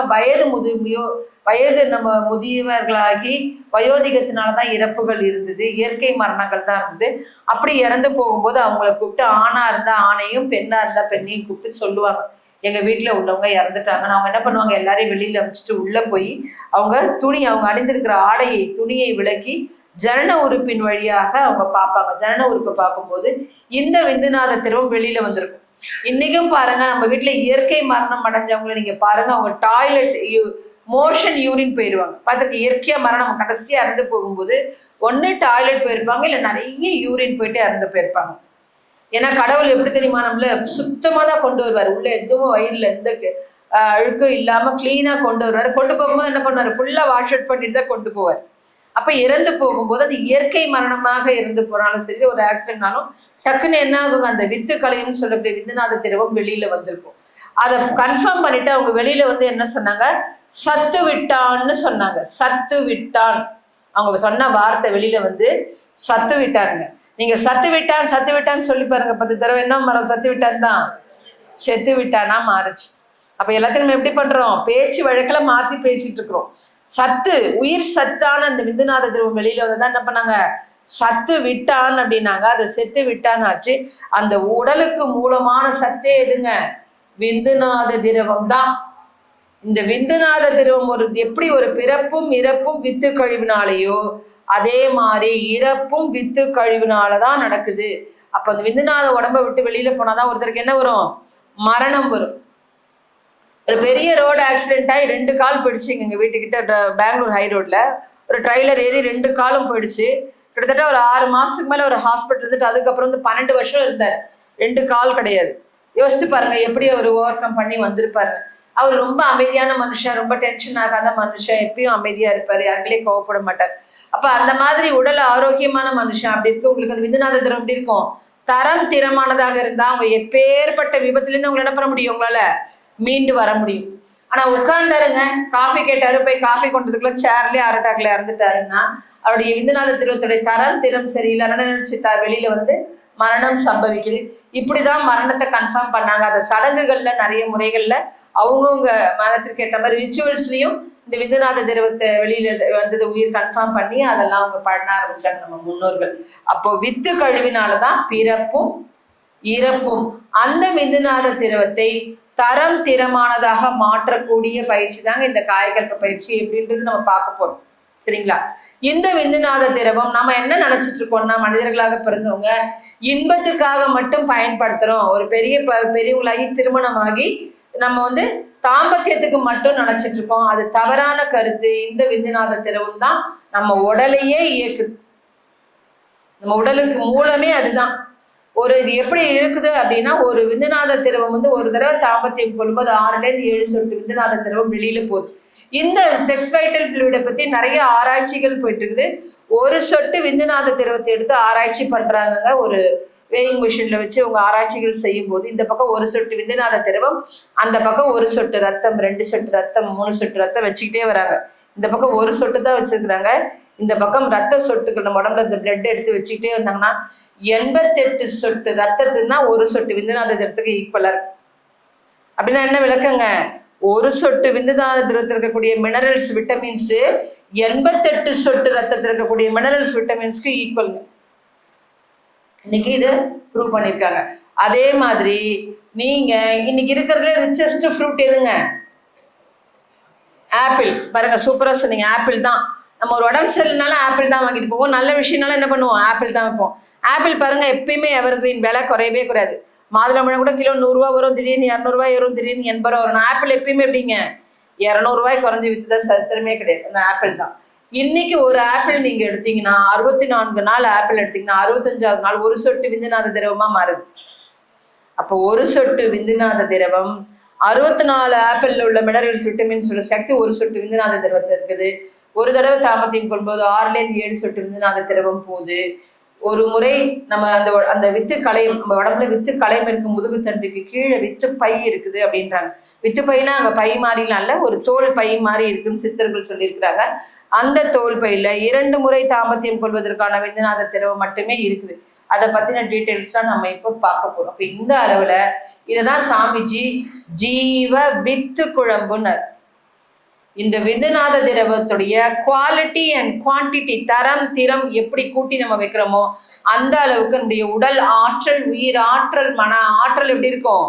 ஆரோக்கியமா இருக்கும். இந்த 3ஐயும் மேம்படுத்தக்கூடிய ஒரு அற்புதமான பயிற்சி தான் இந்த காயகல்ப பயிற்சி.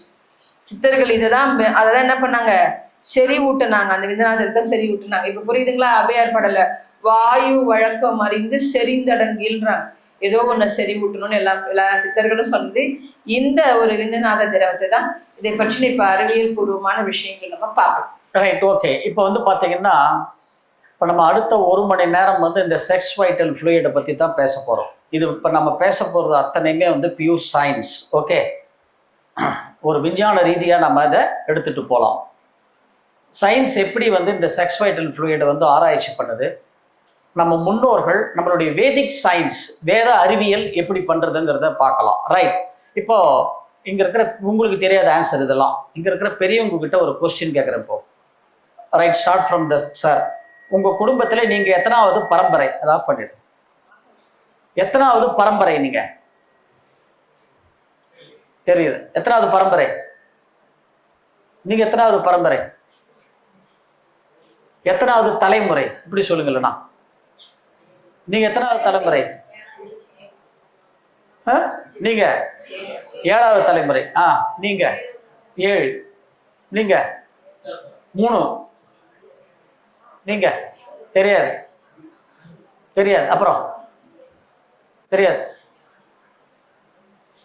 நாம நல்ல ஞாபகம் வச்சுக்கோங்க, இன்னைக்கு யாரெல்லாம் நாம அத்தனை பேருமே உயிரோடு இருக்கிறோமோ, ஆஸ் ஏ இண்டிவிஜுவல் பர்சன் நாம் அத்தனை பேருமே, ஒரு தனி மனிதன் நம்மளை எடுத்துக்கிட்டோம்னா நாம் அத்தனை பேருமே 7வது தலைமுறை. ஞாபகம் வச்சு, எத்தனாவது generation? All we are 7th generation. நாம் அத்தனை பேருமே நல்லா ஞாபகம் வச்சுங்க, இதை மறக்கவே கூடாது லைஃப் லாங். அப்ப நாம 7th ஜெனரேஷன்னா நமக்கு முன்னாடி எத்தனை ஜெனரேஷன் இருக்கப்போ? 6 ஜெனரேஷன். ஞாபகம் வச்சுங்க. Yes, please welcome. Please welcome. வாங்க உட்காருங்க.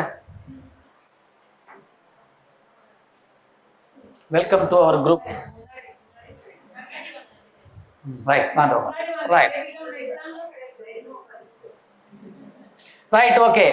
இப்ப நாம 7வது ஜெனரேஷன். நமக்கு முன்னாடி எத்தனை தலைமுறை? அப்போ 6 தலைமுறை. நல்லா ஞாபகம் வச்சுங்க.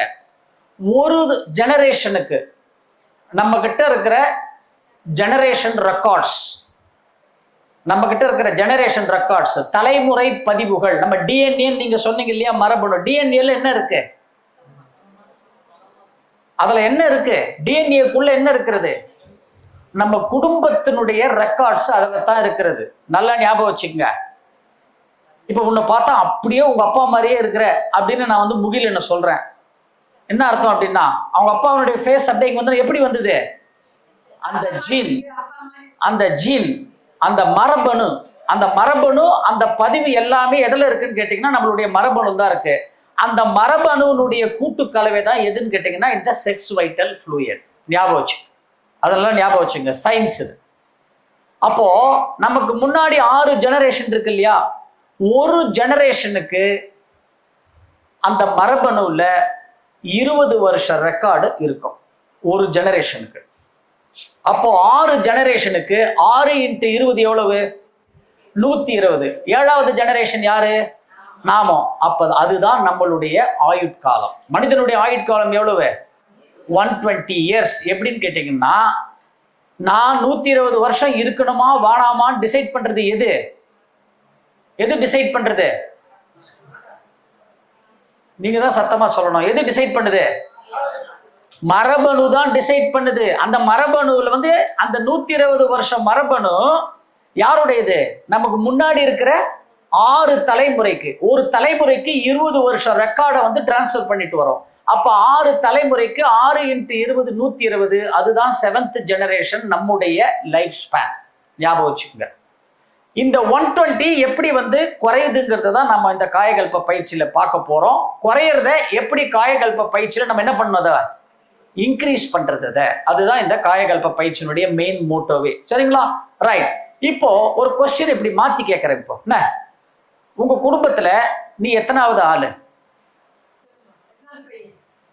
ஃபர்ஸ்ட், என்ன சரிங்கம்மா? செகண்ட், தேர்டு,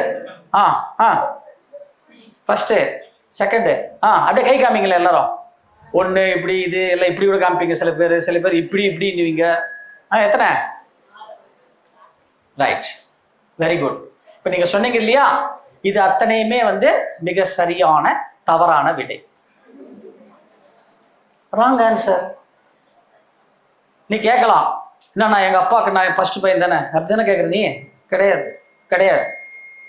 நம்ம இதுக்கு முன்னாடி என்ன கொஸ்டின் பார்த்தோம்? எத்தனை ஜெனரேஷன் பார்த்தோமா? ரைட். ஷீட் உள்ள போங்க, போங்க, அப்படியே போங்க, போங்க போங்க போங்க போங்க போங்க. இன்னொன்று போங்க, இன்னொன்று போங்க, இன்னொன்று போங்க, இன்னொன்று போங்க, இன்னொன்று போங்க. இங்க இன்னொன்று போங்க. ரைட். இது என்ன கொடுத்துருக்கு பார்த்தீங்களா? இதுதான் நம்மளுடைய ஃபேமிலி ட்ரீ. என்னது? நீங்க ஸ்கூல்ல ஃபேமிலி ட்ரீ வரைவீங்களே, தெரியுமா உங்களுக்கு? என்ன ஃபேமிலி ட்ரீ எப்படி போடுவீங்க? எப்படி போடுவீங்க? கிராண்ட் ஃபாதர், கிராண்ட் மதர், அது கீழே அப்பா அம்மா, அது கீழே நீங்க, பிரதர்ஸ், சிஸ்டர்ஸ், இப்படிலாம் போடுறீங்க இல்லையா? இங்க இருக்கிற எத்தனை பேருக்கு, ஸ்டூடெண்ட் லெவல்ல இருக்கிறவங்களுக்கே கேட்குறேன், உங்க தாத்தா பாட்டி பேர்லாம் தெரியுமா?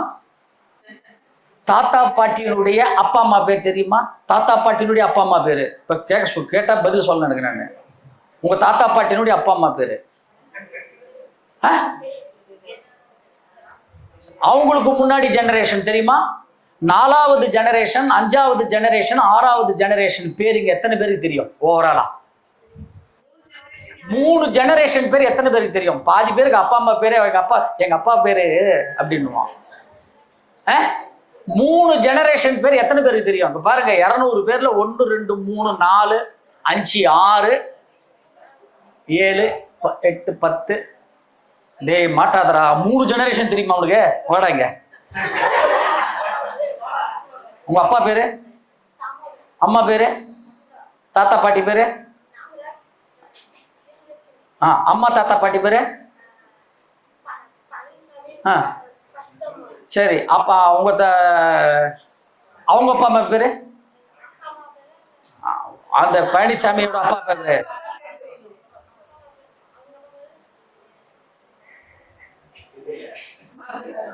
மறந்துட்டியா? சரி, அட்லீஸ்ட் தாத்தா பாட்டி பேர் இருக்கும்போது நல்ல ஞாபகம் இருக்க. வாழ்க வளமுடன். குட். 3 ஜெனரேஷன் பேரு இங்க இருக்கிற பேரண்ட்ஸ் வந்து உங்க குழந்தைகளுக்கு சொல்லி கொடுங்க.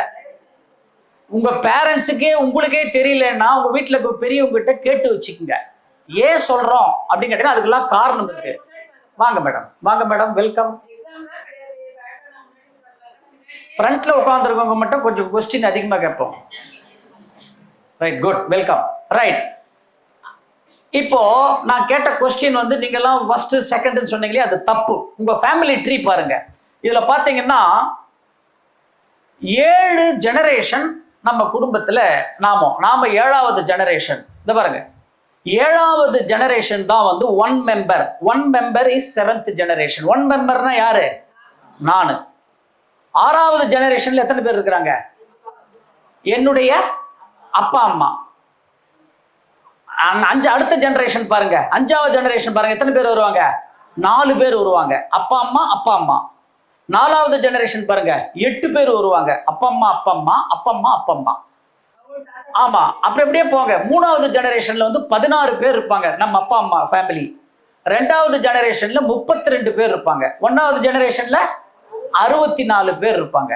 அப்போ 1வது ஜெனரேஷன்ல 64 பேரு, 2வது ஜெனரேஷன்ல 32 பேரு, 3வது ஜெனரேஷன்ல 16 பேரு, 4வது ஜெனரேஷன்ல 8 பேரு, 5வது ஜெனரேஷன்ல 4 பேரு, 6வது ஜெனரேஷன்ல 2 பேரு, 7வது ஜெனரேஷனு நானு. இப்ப என்னை விட்டுடு எனக்கு மேல இருக்கிற மொத்தத்தையும் கூட்டினா எத்தனை பேர் வருவாங்க? 126 பேர் வருவாங்க. அப்ப நம்ம குடும்பத்துல நான் எத்தனாவது ஆளு? 120.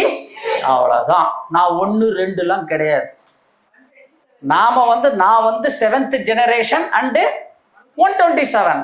இந்த 127வது ஆளு 120 வருஷம் ரெக்கார்டு. இந்த 126 பேருடைய ரெக்கார்டு யார்கிட்ட இருக்கு? இப்போ முகிலனுக்கு உள்ள இருக்குது, பரத்துக்கு உள்ள இருக்குது, இப்போ உங்களுக்கு உள்ள இருக்குது. இதுல இந்த 126 பேருடைய ரெக்கார்டும் எதுல லிங்க் ஆகுது அந்த மரபணுன்னு கேட்டீங்கன்னா நமக்கு உள்ள இருக்கிற இந்த செக்ஸ் வைட்டல் ஃப்ளூயிடோட தான் என்ன ஆகுது? லிங்க் ஆயிருக்கு. அந்த செக்ஸ் வைட்டல் ஃப்ளூயிட்ல லிங்க் ஆயிருக்கு பாருங்க, விந்துநாத திரவத்துல. அதுல நல்லது வந்தா நாம என்ன பண்ணுவோம்? அக்செப்ட் பண்ணிக்கிறோமா? ஒரு நெகட்டிவ் வந்தா நம்ம என்ன பண்றோம்? அக்செப்ட் பண்ணுவோமா? நம்ம பண்ண மாட்டோம். அப்ப என்ன பண்ணலாம்? அந்த செக்ஸ் வைட்டல் ஃப்ளூயிடை என்ன பண்ணணும்? பியூரிஃபை பண்ணணும். எதுல வந்து பிரச்சனை இருக்கிறதோ அதை நாம வந்து பியூரிஃபை பண்ணணும். இப்ப பியூரிஃபை பண்றதுக்கு உங்களுக்கு ஒரு ஐடியா ஒன்று கொடுக்குறேன். இப்போ நாம எல்லாருமே மாடு கிட்ட இருந்து தினமும் ஒரு பொருள் எடுத்து யூஸ் பண்றோம். என்ன பொருள் இது? பால். Very good. இந்த பாலை வந்து நம்ம எத்தனை நாள் வச்சிருப்போம்? 1 மாசமா? யாராவது? 1 நாள். 1 நாள் வச்சிருப்போம். இப்போ நீங்க உங்களுக்கு முன்னாடி ஒரு பால் இருக்கு. அந்த பால் இப்படி பாருங்க, பாலை பாருங்க. இந்த பாலை பார்க்கும் பொழுது பாலுக்குள்ள இந்த தயிர் உங்க கண்ணுக்கு தெரிஞ்சுதா? தெரியல. ரைட். இப்போ 1 நாள் கழிச்சு இந்த பால் என்ன பண்றீங்க? இப்போ எங்களுக்கு தெரியாதுங்க, நீங்க தாங்க சொல்லணும். உர ஊத்தி என்ன பண்றீங்க? தயிரா மாத்திட்டீங்க. இப்போ பாலை தயிரா மாத்தின உடனே அதனுடைய மதிப்பு என்னாச்சு? கூடிடுச்சா? ஏன்? பாலை விட எது விலை ஜாஸ்தி? கரெக்டா? புரியுதா உங்களுக்கு? புரியணுன்றதுக்கோசம் தான் நம்ம சாப்பிட்ற பொருளை சொல்றேன். இப்போ சரி, இப்ப தயிரை எத்தனை நாள் வச்சிருப்போம்? 2 நாள் 3 நாள் வச்சிருப்பீங்க. 2-3 நாள் வச்ச உடனே நீங்க தயிரை பார்க்கும் பொழுது தயிருக்கு உள்ள இருக்கிற மோரும் வெண்ணையும் உங்க கண்ணுக்கு தெரிஞ்சுதா? Right, good.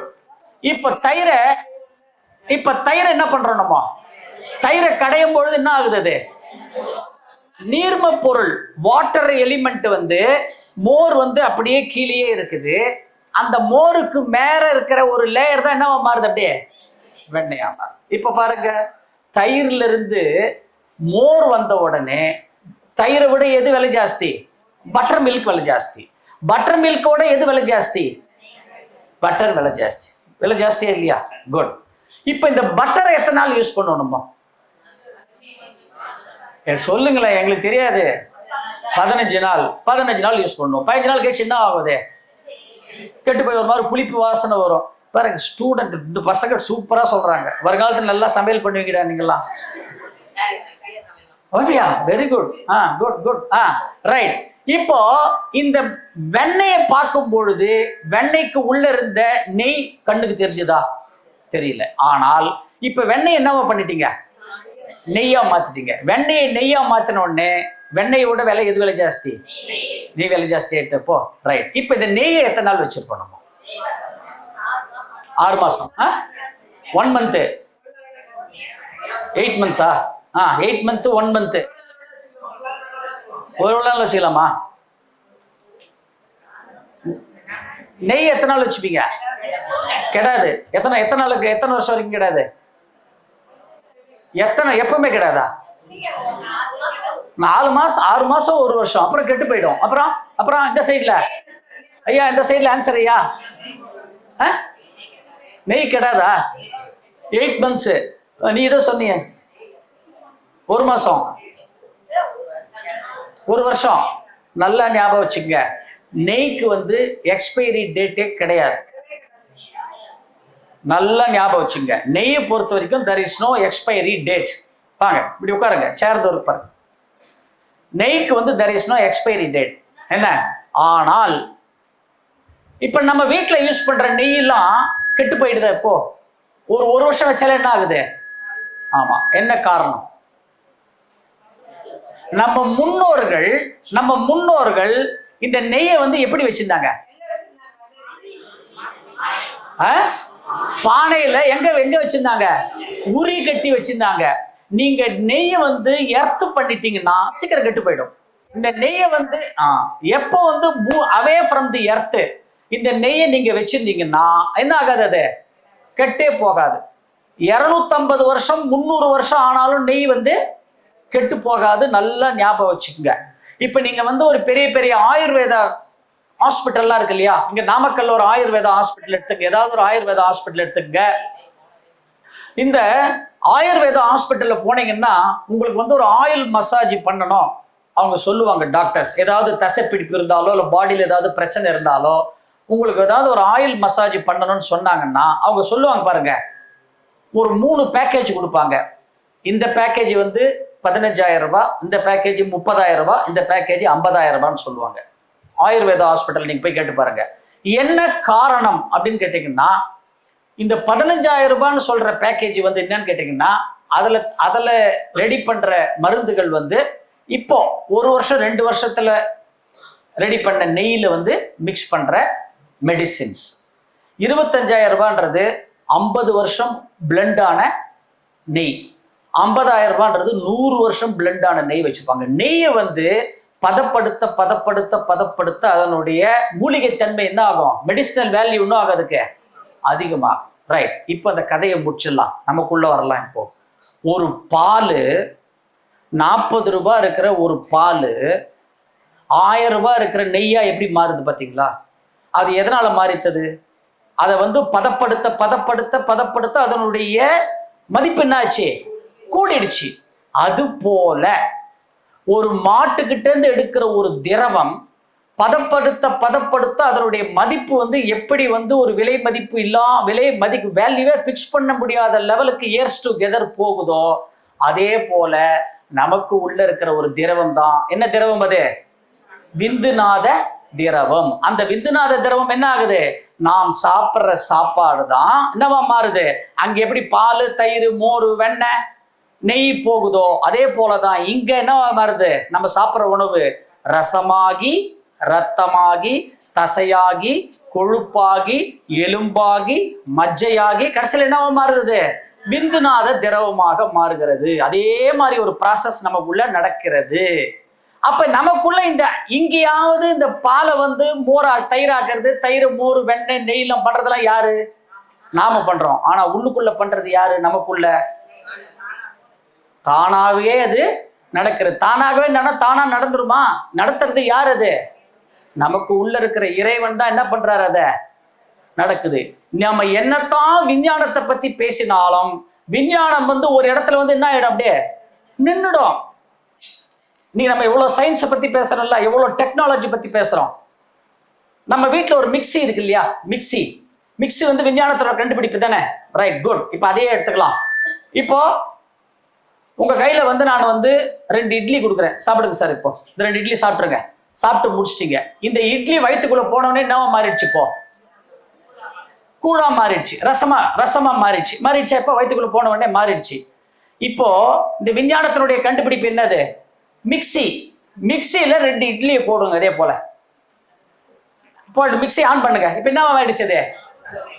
அப்போ விஞ்ஞானத்துடைய கண்டுபிடிப்புல ஒரு பொருளை விஞ்ஞானம் என்ன பண்ணுது?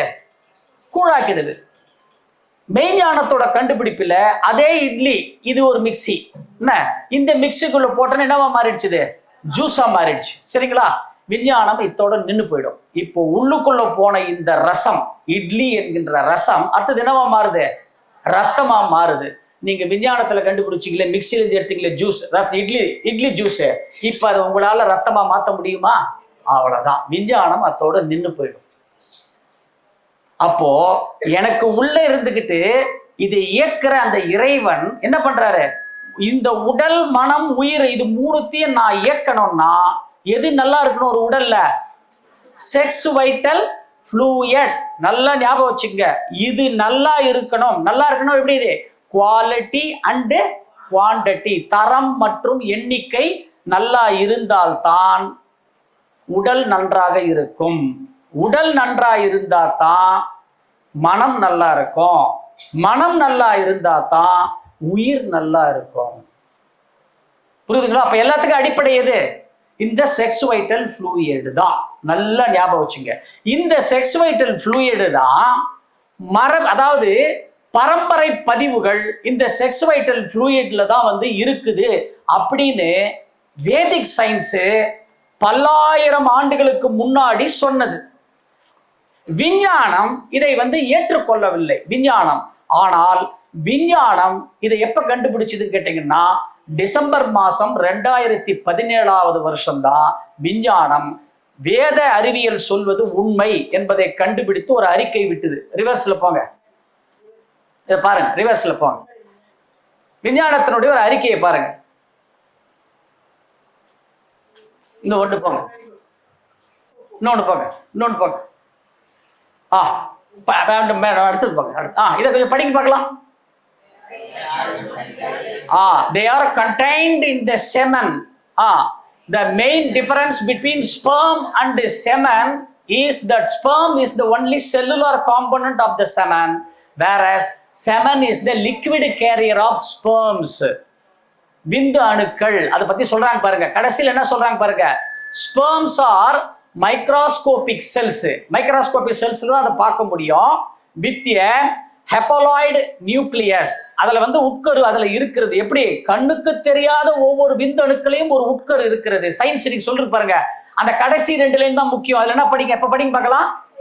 they carry the genetic information of males to the egg cell of the female. அப்படின்னா என்ன அர்த்தம்? விந்து அணுக்களில் இருந்துதான் ஜெனட்டிக் இன்ஃபர்மேஷன் என்னது? பரம்பரை பதிவுகள் என்ன அர்த்தம்? இன்னைக்கு டாக்டர் சொல்றாரு இல்லையா, இப்ப நீங்க ஹாஸ்பிட்டலுக்கு போய் உங்களுக்கு ஒரு டெஸ்ட் பண்ணீங்கன்னா சுகர் இருக்குன்னு கேட்டா டாக்டர் என்ன கேட்பாரு? அப்பாவுக்கு இருக்கா, அம்மாவுக்கு இருக்கா? இது வந்து 2025 வரைக்கும் தான். 2025 வரைக்கும் என்ன கேட்டாங்க? அப்பாவுக்கு இருக்கா, அம்மாவுக்கு இருக்கா, தாத்தாவுக்கு இருக்கா, பாட்டிக்கு இருக்கா? 4 தான் கேட்டாங்க. 2026 மெடிக்கல் சயின்ஸ் ஒரு ஸ்டெப் மேல போயிட்டாங்க. இப்ப அந்த லிஸ்ட்ல இன்னும் 2 பேரை சேர்த்துட்டாங்க. யாரு? உங்க அத்தைக்கு இருக்குதா, உங்க தாய் மாமாவுக்கு இருக்கா? உங்க அத்தைக்கும் தாய் மாமாவுக்கும் இருந்ததுன்னா யாருக்கு வரும்? நமக்கும் வரும். இப்ப அந்த ஜீன்ல ஆராய்ச்சி அடுத்தடுத்த லெவல் போய்கிட்டே இருக்கு இன்னைக்கு சயின்ஸ். ஆனால் சயின்ஸ் எங்க போனாலும் ஒரு இடத்துல வந்து என்ன ஆயிடும்? நின்றுடும். அந்த நிக்கிற இடம் இன்னும் சயின்ஸுக்கு தெரியல. நம்ம இங்க உதாரணத்துக்கு ஒரு மிக்சியை சொன்னோம். ஆனா அது உடம்புக்குள்ள போய் வந்து ஒரு விஞ்ஞானத்தால ஒரு இட்லியை கூழாக்கி அந்த இட்லியில இருந்து ஒரு பிளட் வந்து விஞ்ஞானத்தால என்னைக்குமே பண்ண முடியாது. அது உண்மைதானே அது. ஆனால் உன் உடம்புக்குள்ள போச்சுன்னா அது என்னவா மாறிடுச்சு? அது ரசமா மாறுது. ரசத்துல இருந்து ரத்தமா மாறுது. ரத்தத்துல இருந்து தான் என்ன பிரியுது? அதுல இருந்து அந்த ரத்தத்துல இருந்து என்ன பண்ணுது? அதுல வந்து ஃபர்ஸ்ட் வந்து எது எடுக்குது? ரத்தத்துல தான் குளுக்கோஸ் எடுக்குது, இன்சுலின் எடுத்துருது. அது போகத்தான் வந்து ஆர்பிசி, டபிள்யூபிசி, சிபிசி, டிபிசி அது எல்லாமே அதில் வரும். அது போகத்தான் என்ன வருது? அதில் இருக்கிற மசில்ஸ் ஸ்ட்ரென்தனிங்க்கு, மூவ்மெண்ட்டுக்கு அது எடுக்குது. அது போக அதில் இருக்கிற ஆயில் தான் எது எடுக்குது? ஃபேட்டு, கொழுப்பு எடுக்குது. அந்த ஆயில் போயிடுச்சுன்னா இந்த இட்லியில இருந்து அதில் இருக்கிறது வெறும் சுண்ணாம்பு மட்டும்தான். சுண்ணாம்பை யார் வந்து எடுக்குது? போன்ஸ் வந்து எடுக்குது. அந்த சுண்ணாம்பையும் வந்து பியூரிஃபை பண்ணாதான் மேரோஸ், மஜ்ஜை, ஜாயின், போன் ஜாயின்ஸ்ல இருக்கிற மஜ்ஜை அண்ட் பிரெயின்ல இருக்கிற பிரெயின் வந்து எதனால் ஆனது? மஜ்ஜையினால் ஆனது. அதில் அதையும் தாண்டி தான் செக்ஸ் வைட்டல் ஃப்ளூயிட். நாம சாப்பிட்ற உணவு 3.5 மணி நேரத்துல ரசமாகி, ரத்தமாகி, தசையாகி, கொழுப்பாகி, எலும்பாகி, மஜ்ஜையா மாறிடும். அந்த 7th element of sex vital fluid மாறுறதுக்கு, ஒரு சொட்டு விந்துநாத திரவமாக மாறுவதற்கு it will take 14 days time. எத்தனை நாள்? 14 நாள் எடுத்துக்கும். 6 ப்ராசஸ் வந்து 3.5 மணி நேரத்தில் முடிஞ்சிடும். அந்த 7வது ப்ராசஸ் மட்டும் 14 நாள் வந்து எடுத்துக்கொள்ளும். அந்த 14வது நாள் எடுத்துக்கொள்ளும்னா அதைத்தான் நாம இப்ப சொல்றோம் பாருங்க. இதுதான் வந்து அந்த ஸ்பெர்ம் அண்ட் செமனுக்கு வித்தியாசம்லாம் இங்க காமிச்சிருக்கோம். பின்னாடி எக்ஸ்பிளைன் பண்றோம். போங்க, இன்னொன்னு போங்க. இது பார்த்துட்டோம். இப்போ அடுத்தது போங்க, போலாம். இந்த இடத்துல பாருங்க. இது முன்னாடி இது பாருங்க. இது என்ன போட்டிருக்கு பாருங்க? Transfer of records. அதாவது ஜெனட்டிக் இன்ஃபர்மேஷனை வந்து இந்த விந்துநாதம் தான் வந்து கடத்துது. ஆண் கிட்ட இருக்கிற விந்துல இருக்கிற ஜெனட்டிக் இன்ஃபர்மேஷன் பெண்ணுகிட்ட இருக்கிற அந்த ஓவரியில இருக்கிற அந்த இன்ஃபர்மேஷன் என்ன ஆகுது? போய் ரெண்டும் மிக்ஸ் ஆகும் பொழுதுதான் ஒரு உயிர் அந்த இடத்துல உற்பத்தி ஆகிறது. அப்பாவும் அம்மாவும் ஒன்று சேரும் பொழுது அந்த 2 பேருடைய லிக்விடும் ஒன்று சேர்ந்த இடத்துல நல்லா ஞாபகம் வச்சுக்கோங்க. ஒரு ஆண் பெண் 2 பேரும் இணைந்த நாள்ல இருந்து, அந்த நேரத்திலிருந்து 4வது நாளே, டே 4, நல்லா ஞாபகம் வச்சுங்க. 4வது நாளே ஒரு அம்மா வயித்துல ஒரு கரு உருவாயிடுச்சுன்னா அந்த கருவுக்கு வந்து there is no records, தலைமுறை பதிவுகள் எதுவுமே அதில் இருக்காது. ஏன்னா கரு உருவாகி 60 நாளைக்குள்ள என்னவாயிடாது? செதஞ்சு போயிடும். புதுசா கல்யாணம் ஆனவங்கள பார்த்தீங்கன்னா டேட் தள்ளி போகும். அவங்க வந்து கன்சீவ் ஆயிட்டான்னு நினைச்சுட்டே இருப்பாங்க. ஆனா அதுக்குள்ள என்ன ஆயிடும்? அதுக்கப்புறம் அவங்களுக்கு பீரியட்ஸ் வந்துடும். டேட்ஸ் அது வந்து செதஞ்சு போயிடும். ஸோ 4வது நாள் உருவார கருவுக்கு வந்து there is no genetic records. அதனுடைய பதிவு என்னன்னு கேட்டீங்கன்னா, ஒரு தாயினுடைய தந்தையினுடைய வயிற்றுலையும் இருக்கணும், ஒரு தாயினுடைய வயிற்றுலையும் இருந்து அங்க வந்து ஒரு கருவா உருவாகி 60 நாளைக்குள்ள செதஞ்சு போயிடணும். அவ்வளவுதான் அதனுடைய கர்மா, ரெக்கார்ட்ஸ், விதி. அதான் விதி, ஃபேட்டுன்னு நம்ம சொல்லுவோம். இதே கரு இணைஞ்சதுல இருந்து டே 7, 7வது நாள் வந்ததுன்னா அது என்ன பண்ணும் அப்படின்னு கேட்டீங்கன்னா, கரு உருவாகி 91வது நாள் அம்மாவனுடைய வயிற்றுல என்ன வந்துடுறதுக்கு? ஹார்ட் பீட் வந்துடும். நமக்கெல்லாம் 91வது நாள் தான் என்ன வருது? ஹார்ட் பீட்டே வரும். 91வது நாள் ஹார்ட் பீட் வந்துடும். அந்த ஹார்ட் பீட் வந்த பிறகு கொஞ்சம் வளரும். அது 5 மாசம் 5.5 மாசம் அப்படி வளர்ந்து உடனே என்ன ஆயிடும் கேட்டீங்கன்னா, அதுக்கும் there is no records. அந்த 5.5 மாசத்துல அபார்ஷன் சொல்றோம் பாருங்க, அபார்ட் ஆயிடுது பாருங்க. இந்த அபார்ட் ஆற கருலாம் வந்து 7வது நாள் உருவான கரு, அதுக்கும் there is no records, right? இப்போ 3வது ஒண்ணு இருக்கு. அப்பா அம்மா இணைந்து டே 14, 14வது நாள் ஒரு கரு உருவாகும். அந்த 14வது நாள் உருவான கரு தான் இங்க இருக்கிற முகிலன், இங்க இருக்கிற பரத். நீங்க 2 பேர் மட்டும் இல்ல, நாம எல்லாருமே எத்தனாவது நாள் உருவான கரு? 14வது நாள் உருவான கரு. நாம அத்தனை பேருமே இங்க இருக்கிறவங்க. இந்த 14வது நாள் உருவான கரு இருக்கு பாருங்க, இதுதான் நாமம். எக்ஸ்ட்ராடினரி கரு. சிலது என்ன ஆகும்னு கேட்டீங்கன்னா, தந்தை தாய் இணைந்து 17வது நாள் உருவாகும். அது ரொம்ப எக்ஸ்ட்ராடினரி. இந்த 17வது நாள் எந்த கரு உருவாகிறதோ அந்த கருதான் பிற்காலத்திலே இந்த பிரபஞ்சத்திலே மகான்களாக அவதரிக்கிறார்கள். புரியுதுங்களா? இப்ப இந்த மகான்கள்லாம் இந்த பிரபஞ்சத்துல வந்தாங்கன்னா அவங்கெல்லாம் எத்தனாவது நாள் உருவான கரு? 17வது நாள். நாமெல்லாம் 14வது நாள். நல்லா ஞாபகம் வச்சுங்க. இதுல என்னன்னு கேட்டீங்கன்னா, இந்த 14வது நாள் உருவான கருவுக்கும் 17வது நாள் உருவான கருவுக்கும் என்ன உண்டு? பதிவுகள் உண்டு.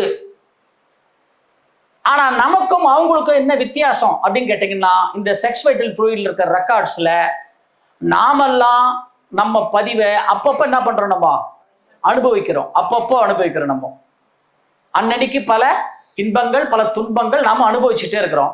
மகான்களுக்கு அப்படி இல்லை.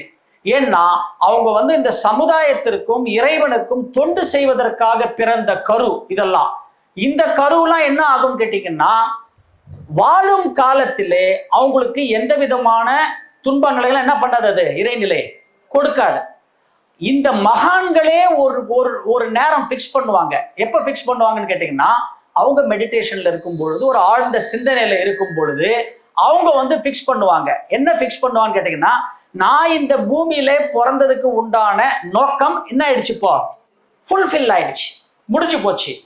இதுக்கப்புறம் நான் எதை இந்த மக்களுக்கு கொடுக்கறதுக்குன்னு நான் இந்த உலகத்துல பிறந்தேனோ அந்த நோக்கம் நிறைவேறிடுச்சு, எனக்கு போறோம்னு எப்ப மகான்கள் நினைக்கிறார்களோ அந்த க்ஷண நேரம் எது வந்துடும் அவங்களுக்கு? மொத்தமா கடைசியில ஒரு டிசாஸ்டர் மாதிரி வந்துடும் மகான்களுக்கெல்லாம். மகான்களுடைய மரணம் எல்லாம் பாருங்க, கடைசி காலத்துலதான் என்ன இருக்கு அவங்களுக்கெல்லாம்? உடல் நலத்துல ஒரு பாதிப்பு ஒரே ஸ்ட்ரோக்ல டக் டக் டக் டக்குன்னு பிரச்சனை மொத்தமா. ஆனால் மகான்கள் என்ன வித்தியாசம் கேட்டீங்கன்னா, அவர்களுடைய கர்மாவையும் அனுபவிப்பார்கள், பிளஸ் யாரோடதையும் அவங்க அனுபவிப்பாங்க. நாமெல்லாம் என்ன பண்றோம்? போய் அவர்கிட்ட போய் என்ன கேட்கிறோம்? குருவே என்னை காப்பாத்து, குருவே என்னை காப்பாத்து சொல்ல சொல்ல நம்ம பதிவு என்ன பண்றாங்க? அவங்க சேர்த்துக்கிறதுனாலதான் அவங்களுக்கு ஃபைனலா என்ன ஆயிடுது? அவங்களுக்கு மொத்தமா அவங்களுக்குலாம் விவேகானந்தர் எடுத்துக்குங்க, ஆதிசங்கரர் எடுத்துக்குங்க, ரமண மகரிஷி எடுத்துக்குங்க, வேதாத்ரி மகரிஷி எடுத்துக்குங்க, இப்படி மெஹர் பாபா எடுத்துக்குங்க, அப்பைய தீட்சிதர், இவங்கெல்லாம் இன்னைக்கு சயின்ஸ் எல்லாம் ரிசர்ச் பண்றாங்க. இவங்க அத்தனை பேருமே இவங்கெல்லாம் இவங்களுடைய ரெக்கார்ட், இவங்களுடைய அந்த ஜெனட்டிக் இன்ஃபர்மேஷன் ரெக்கார்ட்லாம் செக் பண்ண ஆச்சரியமா இருக்கிறது. ஏன்னா அவங்களுக்கு அந்த ரெக்கார்டை அவங்க எல்லாம் என்ன பண்ணாங்க? மகான்கள்லாம் ஏத்துக்கிட்டாங்க. அப்ப நாமளும் என்ன பண்ணணும்? ஏத்துக்கணும். ஏத்துக்க மாட்டேன்னு சண்டை போட கூடாது. எனக்கு இருக்கிற ரெக்கார்டு இப்போ உங்களுக்கு இருக்கிற ரெக்கார்டை இவங்களுக்கு என்னால டிரான்ஸ்ஃபர் பண்ண முடியாது. ஒரு போஸ்ட்மேனோ ஒரு கொரியரோ ஒரு மிஸ்டேக் பண்ணலாம். ஆனால் கடவுளுடைய கணக்குல ஏதாவது மிஸ்டேக் வருமா?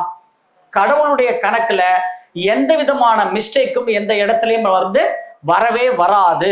நல்லா ஞாபகம் வைத்துக் கொள்ளுங்கள். அப்போ இந்த ரெக்கார்ட்ஸ் பாருங்க, அப்படி இருக்கட்டும். இந்த ரெக்கார்ட்ஸ் பாருங்க, அதுல பாருங்க ஜெனரேஷன் கொடுத்துருக்கா, 1 to 7 ஜெனரேஷன் கொடுத்துருக்கா. அதுக்கு பக்கத்துல இருக்க என்ன படிச்சீங்களா? அது மேல யார் போட்டுருது? ஃபாதர். அப்பா சைடுல எத்தனை ரெக்கார்ட்ஸ் பாருங்க. ஜெனரேஷன் 1ல எத்தனை வருது?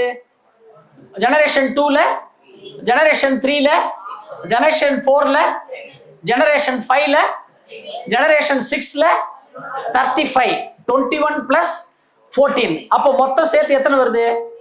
70 வருது டோட்டலா, ஓவராலா 35. அப்பா அது மொத்தம் 70 வருது.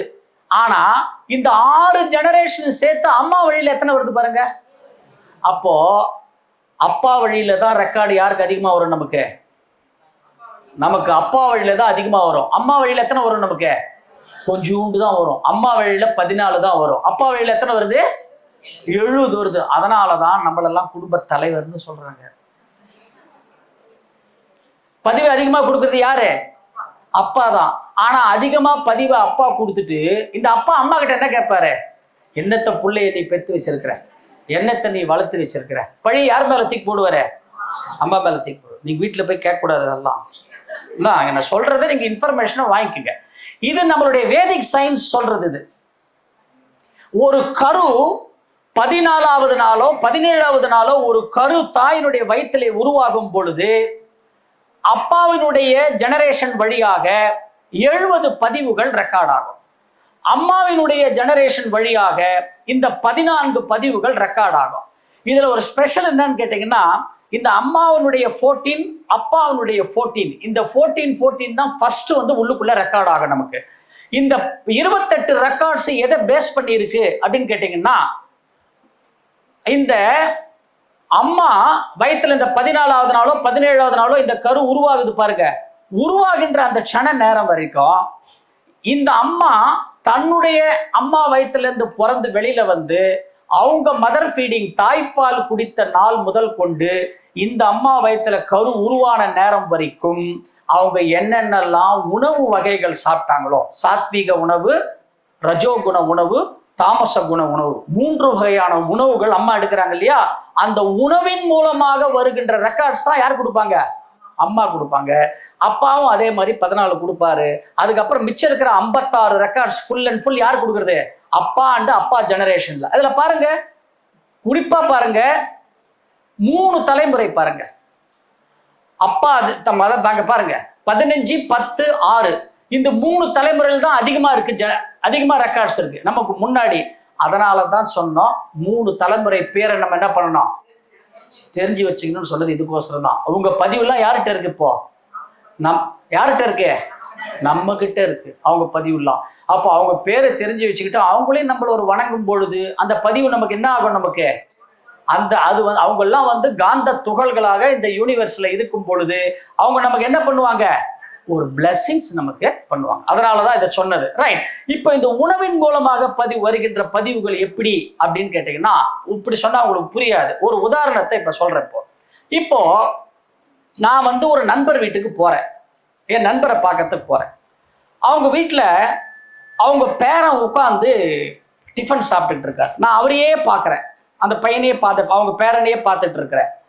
அவர் அங்கேருந்து வந்து என்கிட்ட கேட்குறாரு, என்னப்பா நீ என்ன பார்க்க வந்துட்டு என் பேரனையே பார்த்துன்னுக்கிற? இல்லை, உங்கள் பேரன் வந்து இட்லி தானே சாப்பிட்றான். ஆமாண்ணா, நாமெல்லாம் பொதுவாக வந்து இட்லிக்கு மிளகா பொடியை தொட்டுட்டு சாப்பிடுவோம். உன் பேரன் பாரு, மிளகா பொடிக்கு இட்லியை தொட்டுட்டு சாப்பிட்றான். அப்படின்னா என்ன அர்த்தம்? காரம் அதிகமாக இந்த பையன் சாப்பிட்றான், இந்த பேர. அப்போ சொல்லுவேன், பாருப்பா, அப்படியே உன் பையனை உச்சி வந்திருக்கிறாமா, அப்படியே உன் பையனை இதே மாதிரி என்ன பண்ணுவான்? காரம் அதிகமாக சாப்பிடுவான். இப்போ இந்த இது என்ன பண்ணுது? இப்போ அதே மாதிரி எது வந்துருச்சு? இப்போ ஜெனட்டிக் இன்ஃபர்மேஷன் உணவின் மூலமா யார்கிட்ட? இந்த அப்பா கிட்ட யாருக்கு வந்துருச்சு? குழந்தைக்கு வந்துருச்சு. ரைட். இப்போ அந்த அப்பாவுக்குன்னு ஒரு விதி இருக்கிறது, ஒரு ஆயுட்காலம் இருக்கிறது. மொத்த ஆயுட்காலம் எவ்வளவு நமக்கு? 120. நல்லா புரிஞ்சுக்கு. இதுதான் வேதிக் சயின்ஸ். இதை தான் இன்னைக்கு சயின்ஸ் ஆராய்ச்சி பண்ணுது. இப்போ 7 ஜெனரேஷன். இந்த 7 ஜெனரேஷன்ல 6 ஜெனரேஷனுக்கு ஈச் 20 இயர்ஸ். 6 × 20 120 இயர்ஸ் நம்ம பார்த்தோமா? இப்போ இந்த 120 இயர்ஸ் இஸ் நம்மளுடைய லைஃப் ஸ்பேன், நம்மளுடைய ஆயுட்காலம், இந்த 120 வருஷம். இப்போ என்ன பண்ணும் அப்படின்னு கேட்டீங்கன்னா, 14வது நாளும் 17வது நாளும் இந்த கரு அம்மா வயிற்றுல உருவாகுது இல்லையா, நாமெல்லாம் உருவானம் பாருங்க. இதுதான் லைஃப். இது இறைவன் நமக்கு போடுற கணக்கு. இதை தான் நம்ம இப்போ காயகல்ப பயிற்சியில நம்ம வந்து இதுல இருந்து ரெக்டிஃபை பண்ண போறோம். இதை தான் நல்லா ஞாபகம் வச்சுங்க. 120 வருஷம் ஆயுள், இந்த 6 தலைமுறை. அது என்ன பண்ணும்? காலம் என்ன பண்ணும் கேட்டீங்கன்னா, இந்த ஜெனரேஷன் 1ஓட ரெக்கார்டை பார்க்கும். எல்லாம் அதுக்கு தெரியும், கரு உருவாகும் பொழுதே தெரியும். ஜெனரேஷன் 1ல வந்து பாசிட்டிவ் எவ்வளோ இருக்கு, நெகட்டிவ் எவ்வளோ இருக்குன்னு பார்க்கும். ஜெனரேஷன் 1ல பாசிட்டிவ் 5, நெகட்டிவ் 2 அப்படின்னா விட்டுடும். ஜெனரேஷன் 2ல பாசிட்டிவ் 10, நெகட்டிவ் 50. எது அதிகமா இருக்கு? அப்போ அவங்க பண்ண ஏதோ தவறுகள் அதிகமா இருக்குன்னா அதுக்கு உண்டான ஒரு டயத்தை பிக்ஸ் பண்ணோம். 15 வருஷம் பிக்ஸ் பண்ணோம். உன்னுடைய ஆயுட்காலம் எவ்வளவு? 120 மைனஸ் எவ்வளவு? 15. அப்படியே ஒரு ஜெனரேஷனா போட்டுக்கிட்டே வரும். கடைசியில 120, இந்த 14வது நாள் உருவான கரு, 17வது நாள் உருவான கருக்கு ஆயுள் 120 மைனஸ் ஜெனரேஷன் 1 நில், ஜெனரேஷன் 2 15, ஜெனரேஷன் 2 10, ஜெனரேஷன் 4 5, ஜெனரேஷன் 6 7 அப்படின்னு போட்டு கடைசியில் என்ன பண்ணோம்? 120 மைனஸ் 30 பேலன்ஸ் 90. இதுதான் உங்களுடைய ஆயுட்காலம். இதுதான் ஒரு ஆரோஸ்கோப்போட பிக்ஸ் பண்றாங்க பாருங்க. இந்த ஜாதகருடைய தோராயமான ஆயுள் 90. ஜாதக புஸ்தகத்தெல்லாம் போட்டிருப்பாங்க, பார்த்துருக்கீங்களா? இதை வச்சுதான் இப்படிதான் வந்து இதை வந்து பிக்ஸ் பண்றாங்க. ஆனால் இந்த 90 பிக்ஸ் பண்றத கூட அதையே நாம என்ன பண்றோம்? குறைச்சிடுறோம். எதனால குறைக்கிறோம்? வேகமான வாழ்க்கை, பரபரப்பான வாழ்க்கை, மனதிற்கு அழுத்தத்தை தரக்கூடிய ஒரு வாழ்க்கையை வாழ்ந்து நாம என்ன பண்றோம், அதை நாமளே குறைச்சிடுறோம். இப்போ திருப்பி அந்த இட்லி கதைக்கு வரேன். இப்போ என் ஃப்ரெண்டு வீட்டுக்கு போனோம் இல்லையா, அங்க வந்துடுறேன். இப்போ அப்போ இந்த அப்பா இருக்காருல்ல, என் ஃப்ரெண்டு பார்க்க பண்ணேன், அவர் பையன் இருக்காரு இல்லையா, அந்த அவர் பையன் இருக்காரு. இது ஒரு தலைமுறையில எவ்வளவு இருக்கோ, அதாவது 6 தலைமுறையில 6 × 20 இயர்ஸ் 120 இயர்ஸ், அது நம்மளுடைய லைஃப் ஸ்பேன். அந்த 120ல ஜெனரேஷன் 1ல பாசிட்டிவ் எவ்வளோ, நெகட்டிவ் எவ்வளோ, அதை கால்குலேட் பண்ணும், காலம் பண்ணும். அதெல்லாம் நம்ம கையில் கிடையாது, அதெல்லாம் காலம் பண்ணும். ஆமா, ஜெனரேஷன் 1ல பாசிட்டிவ் 5 நெகட்டிவ் 3 இருந்துன்னா விட்டுடும். ஜெனரேஷன் 2 பாசிட்டிவ் 10 நெகட்டிவ் 50, அதுக்கு ஒரு இயர்ஸ் கால்குலேட் பண்ணுது. அதெல்லாம் எப்படின்னு இப்போ சொல்றேன். இப்போ நான் ஸோ இது என்ன பண்றது இது அப்படின்னு கேட்டீங்கன்னா, இப்போ இந்த அப்பாவுக்கு, இப்போ அந்த அப்பாவுடைய ஆயுள் எவ்வளோன்னு பார்த்தப்ப நம்ம 90. அவர் உணர்ச்சி வசப்பட்டு கோபம் இது மாதிரிலாம் வந்து ஒரு பயிற்சி கிச்சிலாம் எதுவுமே பண்ணல. அந்த அப்பா என்ன பண்ணுவாருன்னு கேட்டீங்கன்னா, 70 வயசுலேயே என்ன ஆவார், ஒரு காலத்துல இறந்து போயிடுவார். ஆனால் அந்த அப்பாவுடைய ரெக்கார்ட்ல என்ன இருக்குன்னு கேட்டீங்கன்னா, 74வது வயசுல இத்தனை நாளா சாப்பிட்ட அந்த உணவின் மூலமாக சாப்பிட்ட காரம் அவர் வயிற்றுல 74வது வயசுல ஒரு பெருசா ஒரு கட்டி வரணும்னு விதி இருக்குது. ஆனா அவர் என்ன ஆயிட்டாரு, அவர் அதை 70 வயசுல என்ன ஆயிட்டாரு, அவரு இறந்து போயிட்டாரு.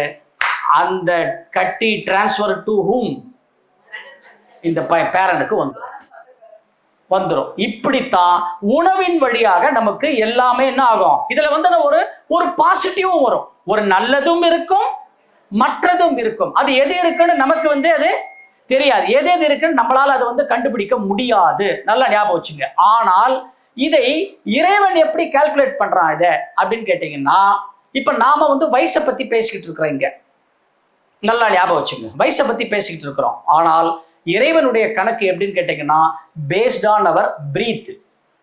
என்னது? மூச்சை கணக்கு வச்சுதான். இந்த 120 வருஷம் கால்குலேஷன்றது எப்படின்னு கேட்டீங்கன்னா, நாம அம்மா வயிற்றுலேருந்து பிறந்து வெளியில வந்துட்டோம்னா ஒரு நிமிஷத்துக்கு வந்து 15 மூச்சு தான் விடணும். எவ்வளவு மூச்சு விடணும்? 1 மணி நேரத்துக்கு 900 மூச்சு, 900. 24 ஹவர்ஸுக்கு 21,600 பிரீத்தர்ஸ், 21,600. 365 நாளைக்கு 78,84,000 மூச்சு விடணும். 120 வருஷத்துக்கு 94,60,80,000 மூச்சு கடவுள் நமக்கு கொடுத்துருக்கிற கேரண்டி பர்த் சர்டிபிகேட். நாமக்கல் கார்பரேஷன்ல கொடுத்தது இல்ல, கடவுள் கொடுத்த பர்த் சர்டிபிகேட். அந்த கடவுள் கொடுத்த பர்த் சர்டிபிகேட்ல என்ன இருக்கு அப்படின்னு கேட்டீங்கன்னா, இந்த முகிலன்றவரு, உங்களதான் இந்த முகிலன்றவரு 10,80,33,123வது பிரீத்தில் வந்து இங்க வந்து காயகல்ப பயிற்சிக்கு உட்காரணும். 22,30,50,136வது பிரீத்தில் இவர் வந்து ஒரு பொண்ணு கழுத்துல தாலி கட்டணும். ஐயா சிரிங்க, நல்ல சிரிங்க. 35,08,10,133வது மூச்சுல இவருக்கு ஒரு பையன் பிறக்கணும். அப்போ இறைவனுடைய கணக்கு எல்லாமே எப்படி? Based on breath. இப்ப பாருங்க, நம்ம கணக்கு சொல்றதுக்குள்ளே எத்தனை பிரீத் போயிடுச்சு பாத்தீங்களா நமக்கு. இதுதான் காலம் நம் கையில் இல்லை. இப்படித்தான் நம்மளுடைய மொத்த பரம்பரை ரெக்கார்ட்ஸும் நமக்குள்ள வந்து பதிவாகிறது. இந்த ரெக்கார்ட்ஸினுடைய மொத்தம் நம்ம எங்க இருக்கிறது?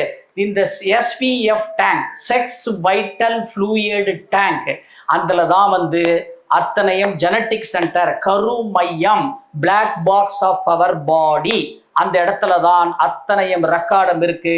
அந்த ரெக்கார்டுக்கு இன்னொரு பேர் என்னன்னு கேட்டீங்கன்னா, வேதிக் சயின்ஸ் சொல்றது திரிகால ஞானி. சான்ஸ்கிரிட்ல என்ன சொல்றது? திரிகாலம். சான்ஸ்கிரிட்ல 3ன்னு சொன்னா எத்தனை? 3 காலங்கள். உன்னுடைய முன்காலம் என்ன, நிகழ்காலம் என்ன, எதிர்காலம் என்ன. நீ வாழ்க்கையில எப்ப நீ வந்து பிறக்கணும், என்ன படிப்பு படிக்கணும், இந்த காயகல்ப பயிற்சிக்கு வந்து உட்காரணும்னு சொல்ற பாரு, இது கூட எங்க பதிவாயிருக்கு? அங்க பதிவாயிருக்கு. எங்க வேலைக்கு போகணும், எப்ப கல்யாணம் நடக்கணும், எனக்கு வந்து அந்த கல்யாணம் எனக்கு வந்து அரேஞ்சு மேரேஜா லவ் மேரேஜா, ஒண்ணுதான். அரேஞ்சு மேரேஜா, லவ் மேரேஜா, எத்தனை குழந்தைங்க பிறக்கணும், அந்த குழந்தைங்க எப்பப்போ பிறக்கணும், நான் எப்போ வீடு வாங்கணும், எப்போ நான் கார் வாங்கணும், இதெல்லாம் பாசிட்டிவ். எப்போ நான் கீழே விழணும், எப்போ எனக்கு வந்து ஒரு முட்டியில் ஒரு சர்ஜரி வரும், எப்போ எனக்கு வயிற்றில் ஒரு சர்ஜரி வரும், எப்போ எனக்கு பித்தப்பையை கட் பண்ணுவாங்க, அத்தனை ரெக்கார்டும் எங்க இருக்கிறது? நம்முடைய கருமையத்திலே பதிவாகி இருக்கிறது. அந்த கருமையத்திலே பதிவாகி இருக்கின்ற அந்த ரெக்கார்ட்ஸை, அதில் இருக்கிற நெகட்டிவ்ஸை நம்ம என்ன பண்றோம்? காயகல்ப பயிற்சி நம்ம செய்யும் பொழுது அந்த வித்துவை நம்ம என்ன பண்றோம்? சுத்தப்படுத்துறோம், தூய்மைப்படுத்துறோம். அந்த வித்துவை தூய்மைப்படுத்தும் பொழுது என்ன நடக்கும்? நமக்கு பிரச்சனை சால்வ் ஆயிடும். உங்களுக்கு ஒரு உதாரணம் ஒன்று சொல்லிடுறேன். இது நடந்தது ஒன்று. ஒரு குடும்பம் இருக்கிறது, எங்களுக்கு தெரிஞ்ச ஒரு குடும்பம் இருக்கிறது. அந்த குடும்பத்திலே நாங்களே வந்து தொடர்ந்து 7 மரணத்தை பார்த்திருக்கிறோம். எத்தனை மரணம்? 7 மரணம். 7 மரணமும் மாரடைப்பு. என்னது? மாரடைப்பு. 7 மரணமும் வயது 42. 7 மரணமும் வயது 42. 7 மரணமும் மாலை 6:30 to 7:30.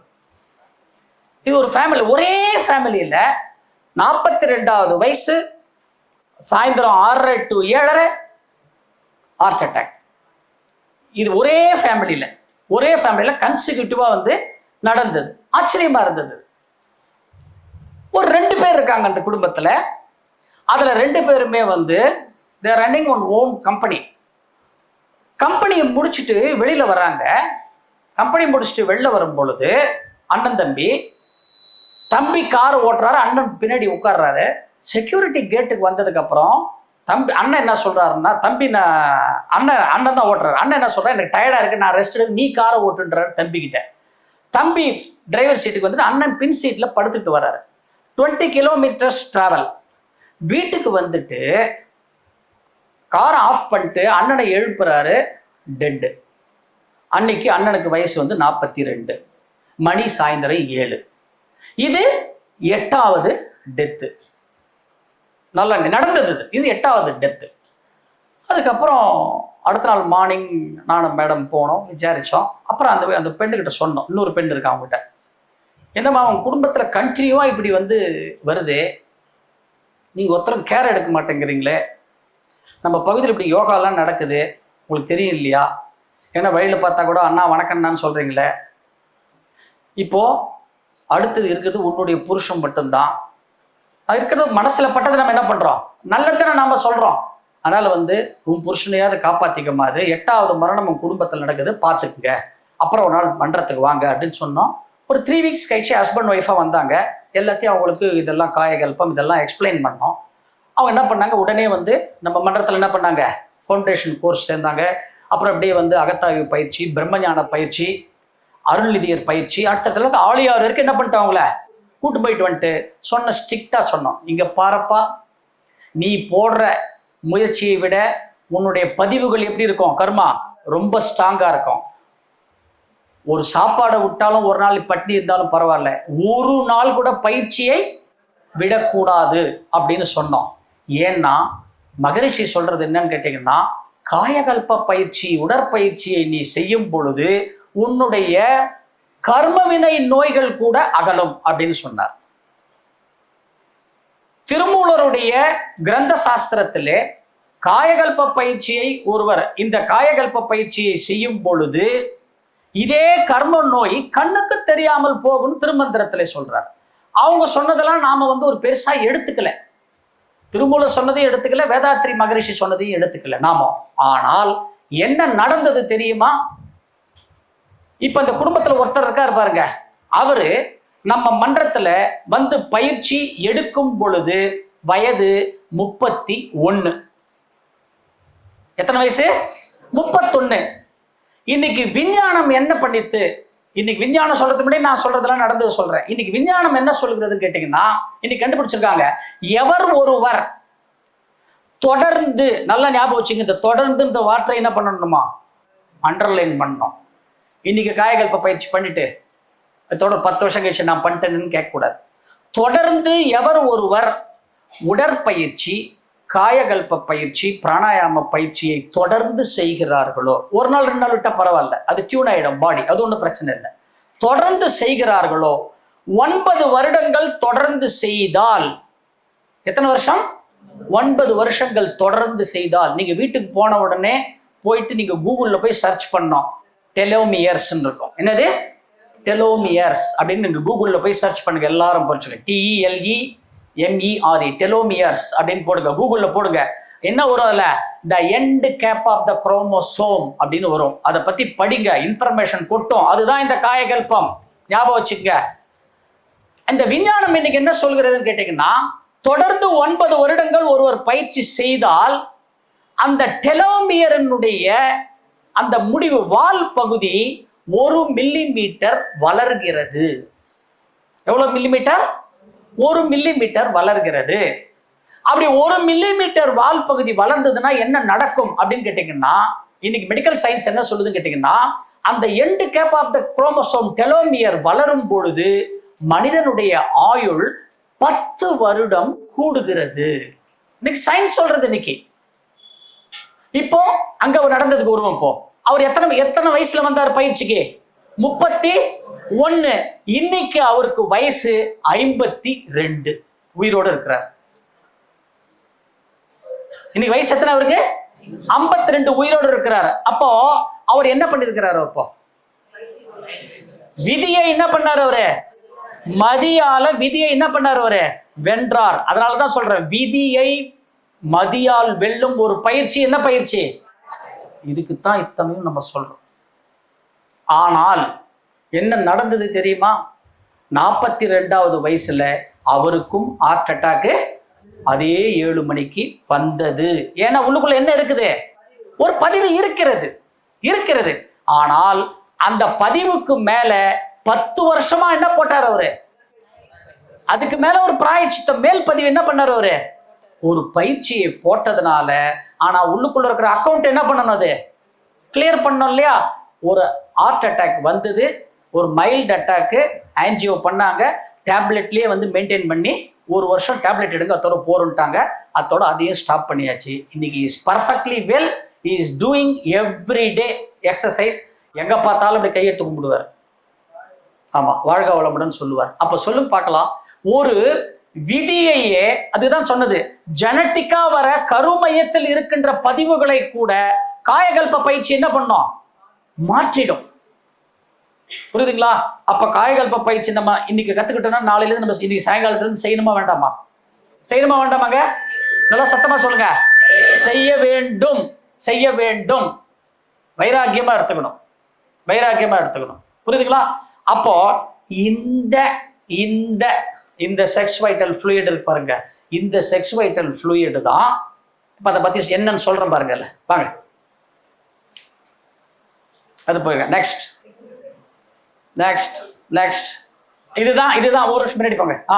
இதுதான் நம்ம இன்னைக்கு சயின்ஸ் ப்ரூஃப் பண்ணிருக்குது தான். பாருங்க, இந்த விந்து அணுக்கள், அதுதான் இங்க சொல்றோம். இங்க தேன் கொடுத்துட்டாலே இதுதான் காமன். இது விந்து அணுக்கள் கேரி தி ஜெனட்டிக் இன்ஃபர்மேஷன், பரம்பரை விஷயங்களை, பரம்பரை பதிவுகளை சுமந்து கொண்டு யாரு? ஆண் கிட்ட இருந்து எங்க போய் சேர்க்குது? To the egg cell of the female. அப்போ இதைத்தான் மகரிஷி என்ன சொன்னாரு? தந்தை தாய் ஈருயிர் ஒன்று சேர்ந்து தழைத்ததொரு உடலாகி உலகில் வந்தேன், அந்த ஈருயிர் வினைகள் அறமோ மற்றோ அளித்த பதிவுகள் எல்லாம் என் சொத்தாச்சு. இதுதான் இன்னைக்கு சயின்ஸ் என்ன பண்ணிருக்கத? எப்ப சயின்ஸ் ப்ரூஃப் பண்ணித்தத பாருங்க, 18 டிசம்பர் 2017. சாமிஜி முதல்ல சொல்லிட்டார். போங்க, அடுத்தது போங்க. இப்போ வாங்க. இது ஒரு நிமிஷம் பின்னாடி போங்க. இதுதான் அந்த 120 வருஷம் ரெக்கார்டை எப்படின்னு பாக்குறதுக்கு பேரு தான் என்னது? அஸ்ட்ராலஜி. அதுதான் அது. நெக்ஸ்ட் போங்க. இதுதான் காலபுருஷ சக்கரம். நெக்ஸ்ட் போங்க. நெக்ஸ்ட் இது ஸ்பெர்முக்கும் சமக்கும் வித்தியாசம். அடுத்தது போங்க. அடுத்தது இது இந்த காயகல்ப பயிற்சி செய்யறதுனால நமக்கு உடல்ல இருக்கிற கருமையத்துல மேஜரான பதிவுகள் என்ன மாதிரி டிசீஸ் எல்லாம் வரும், அந்த டிசீஸோட சிம்டம்ஸ் இதெல்லாம், அந்த டிசீஸோட சிம்டம்ஸ் பாருங்க, டயபெட்டிக் மெயினா பாருங்க, இல்ல சர்க்கரை, asthma, allergy, obesity, heart disease, புற்றுநோய், cancer, skin conditions, headache, brain disorder, இதெல்லாம் பரம்பரையா வருது, பரம்பரையா வருது. இந்த பரம்பரையில் இப்போ எத்தனை பேர் இப்போ பரம்பரையில் இப்போ 2026 இருந்து முதல்ல 4 பேர் சொன்னேன். இப்போ எத்தனை பேர் இப்போ? யாரு? அப்பா, அம்மா, தாத்தா, பாட்டி, தாய் மாமா, அத்தை. அதனால அத்தை தாய் மாமா கூட முறைச்சிக்காதீங்க. ரைட். இது வித்தினுடைய மகிமை. இதுதான் சித்த மருத்துவம், ஆயுர்வேத மருத்துவத்துல ஒரு விந்துநாத திரவத்தினுடைய கலர், அந்த கலர் எப்படிலாம் இருந்தா அது உத்தமம், மத்தியமம், அதமம் எப்படிலாம் இருக்கும், ஆண்மைத்தன்மை இல்லை, மலட்டுத்தன்மை பெண்ணுக்குலாம் கண்டுபிடிச்சாங்க. நெக்ஸ்ட் போலாம். இதைத்தான் இன்னைக்கு நம்ம சயின்ஸ்ல என்ன பண்றோம்? மொட்டிலிட்டி, கவுண்டிங், விந்தணுக்களோட எண்ணிக்கையில இன்னைக்கு கவுண்டிங்லாம் இன்னைக்கு சயின்ஸ் சொல்லுதே, எல்லாம் ஆரம்பம் இங்கத்தான் இருக்கிறது. நெக்ஸ்ட் ஒரு நிமிஷம் இருங்க. இதோ இங்க இது பாருங்க, ஒரு நிமிஷம் பேக்ல போங்க. இதுதான் இந்த 120 வருஷம் நமக்கு பேஸ்ட் ஆன் பிளானட்ஸ். இதை பேஸ் பண்ணி தான் அந்த 120 வருஷங்கள் இருக்கு. இதோ இங்க கொடுத்துருக்க பாருங்க. கேது 7 இயர்ஸ், சுக்கிரன் 20 இயர்ஸ், சூரியன் 6 இயர்ஸ், சந்திரன் 10 வருஷம், செவ்வாய் 7 வருஷம், ராகு 18, குரு 16, சனி 19, புதன் 17 வருஷம். இந்த 9 பிளானட் தான், 7 பிளானட் அண்ட் ராகு கேதுங்கிற ஷேடோ பிளானட்ஸ், நிழல் கிரகங்கள். அந்த அம்மாவுடைய வயத்துல 14வது நாள் 17வது நாள் எந்த கரு உருவாகிறதோ அந்த கரு, அந்த உருவான நேரம் இருக்கு பாருங்க, ஆட்டோ செகண்ட், நேனோ செகண்டோட சின்னது ஆட்டோ செகண்ட். அந்த ஆட்டோ செகண்ட்ல இந்த பிளானட்ஸ் எந்தெந்த டிஸ்டன்ஸ்ல இருந்தது, எந்தெந்த டிஸ்டன்ஸ்ல இருந்துட்டு சந்திரனுக்கு ஆற்றலை கொடுத்தது மூன், அங்கிருந்து பூமியில் வாழ உயிரினம் நம்ம அம்மாவுக்கு என்ன அந்த நேரத்துல என்ன மேக்னெட்டிக் ரேஸை கொடுத்ததோ, பேஸ்ட் ஆன் தட் அந்த 84 ரெக்கார்டு இந்த நேரத்துல பதிவாகும். இந்த நேரத்துல அது பாசிட்டிவையும் கொடுக்கும். நல்லா இருக்கிறான்னு என்ன சொல்லுவாங்க?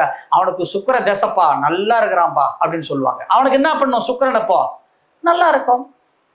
என்ன பண்ணுவான்? எனக்கு சனிப்பா அப்படின்வான், கெட்டு போச்சு அப்படின்வான். அதுதான் அந்த டயத்தை நமக்கு வருது பாருங்க. அந்த பதிவுகள் வெளில வர்றதுதான் நம்ம என்னன்னு சொல்றோம்? தசா புத்தி அப்படின்னு நம்ம டீம் பிரேக்கா சொல்றோம். நம்ம டீம் பிரேக் கொடுத்துடலாமா? Right, good. தசா புத்தின்னு நம்ம சொல்றோம். இதுதான். நெக்ஸ்ட் ஒரு நிமிஷம், நெக்ஸ்ட் போங்க. இதோ போயிடலாம். நெக்ஸ்ட் இதுதான். ஒரு நிமிஷம் பின்னாடி போங்க. இங்க பாருங்க, இதுதான் இந்த கரு உருவாகி 14வது நாள் உருவானதுக்கு அப்புறம் 1 மாசத்துல இருந்து 2ஆம் மாசம், 3ஆம் மாசம், 4, 5, 6, 7, 8, 9 இந்த கரு எப்படி வெளியில வருது பாருங்க. இது மெடிக்கல் சயின்ஸ்ல சொல்றது. நம்ம வேதிக் சயின்ஸ் என்ன சொல்லுது? இதைத்தான் வேதிக் சயின்ஸ்ல என்ன சொல்றாங்க? மானுட பிறப்பது மாதா உதிரத்து. மாணிக்க வாசகர் சொல்றாரு பாருங்க. மானுட பிறப்பது மாதா உதிரத்து, ஈனமிற்கிருமி செறிதனில் பிழைத்து, ஒருமதி தன்னில் இருமதி பிழைத்து, அம்மதம் தன்னில் மும்மதம் பிழைத்து, 2 திங்களில் பேரிருள் பிழைத்து, 5 திங்களில் முஞ்சுதல் பிழைத்து, 6 திங்களில் ஊரலர் பிழைத்து, 7 திங்களில் தாழ் புவி பிழைத்து, 8 திங்களில் துன்பம் பிழைத்து, 9 திங்களில் கஷ்டமும் பிழைத்து, 10வது மாசம் டெலிவரிக்கு வரும்போது தக்க தசமதி தாயோடு தான் படும் துக்க சாகர துன்பமும் பிழைத்து வந்தேன் என்பெருமானே. மாணிக்க வாசகர் என்ன சொன்னாரு? அப்படி சொன்னாரு. இன்னைக்கு அதைத்தான் இன்னைக்கு சயின்ஸ்ல எப்படி பண்றது? ஒவ்வொரு ஸ்டேஜ்லயும் நம்ம அம்மா வயத்துல இருந்து எப்படி குரோ ஆகி நம்ம வந்தோன்றத நம்ம அதில் இதுல சொல்றோம். அது ஹெல்த்தி ஃபுட்ஸ் எல்லாம் அந்த தாய்க்கு அந்த நேரத்துல கொடுக்கணும்னு சொன்னது, புரோட்டீன் அதெல்லாம். நெக்ஸ்ட் இது பார்த்துட்டோம். நெக்ஸ்ட் இது பார்த்துட்டோம். பார்த்துடலாம். டீ பிரேக் விட்டுலாம். ரைட். Next right. இப்போ இந்த 7வது தாது தான் டீ பிரேக் போறதுக்கு முன்னாடி ஒரு சின்ன ரிசர்ச் நமக்கு. இந்த 7வது தாது தான் என்னது? இப்போ விந்துநாத திரவம். இந்த விந்துநாத திரவம் நல்லா ஞாபகம் வச்சுங்க. இப்போ நீங்க ரிசர்ச் பண்ணுங்க. இந்த விந்துநாத திரவம் ஒவ்வொருத்தருடைய அந்த செக்ஸ் வைட்டல் ஃப்ளூயிட்ல அந்த டேங்க்ல, ஜீவ வித்து கலையத்துல 2 முறை தாம்பத்திய உறவு கொள்வதற்கு உண்டான குவாண்டம் தான், அளவு தான் அந்த இடத்துல இருக்கும். ஒரு முறை அது வெளியில போயிடுச்சுன்னா திருப்பி ஆஃப் டேங்க் வரத்துக்கு 14 நாள் எடுக்கும். நம்ம பார்த்தோம். நம்ம எப்பவுமே அரை டேங்க் என்ன இருக்கணுங்க, ரிசர்வ் இருந்துகிட்டே இருக்கணும். ஒரு டேங்க் இருந்ததுன்னா ஆஃப் டேங்க் ஒரு முறை வெளியேறிடுச்சுன்னா மிச்சம் இருக்கிற ஆஃப் டேங்க் எதுக்குன்னு கேட்டீங்கன்னா, இந்த உடல் மனம் உயிரை இயக்குவதற்கு எது தேவை, விந்துநாத திரவம் தான் தேவை. ஏனென்றால் விந்துநாத திரவத்திலிருந்து தான் உயிர் துகள்கள் உற்பத்தி ஆகிறது. அப்போ விந்துநாத திரவம் இல்லைன்னா என்ன ஆகும் நமக்கு? இப்போ ஒரு கொஸ்டின், ஒரு தடவை இந்த விந்துநாத திரவம் வெளியில போயிடுச்சு, இதோட அடுத்த 14 நாள் கழிச்சு தான் யூஸ் பண்ணணும். இது ப்ரொசீஜர். நாம உணர்ச்சி வசப்பட்டுட்டு அடுத்த 3 நாள்லயோ 1 வாரத்திலேயோ இந்த விந்துநாத திரவத்தை யூஸ் பண்ணிட்டோம்னா இப்ப டேங்க் என்னவா எடுத்துப்போம், எம்டி ஆயிடுதா? இப்போ வாட் வில் ஹேப்பன்?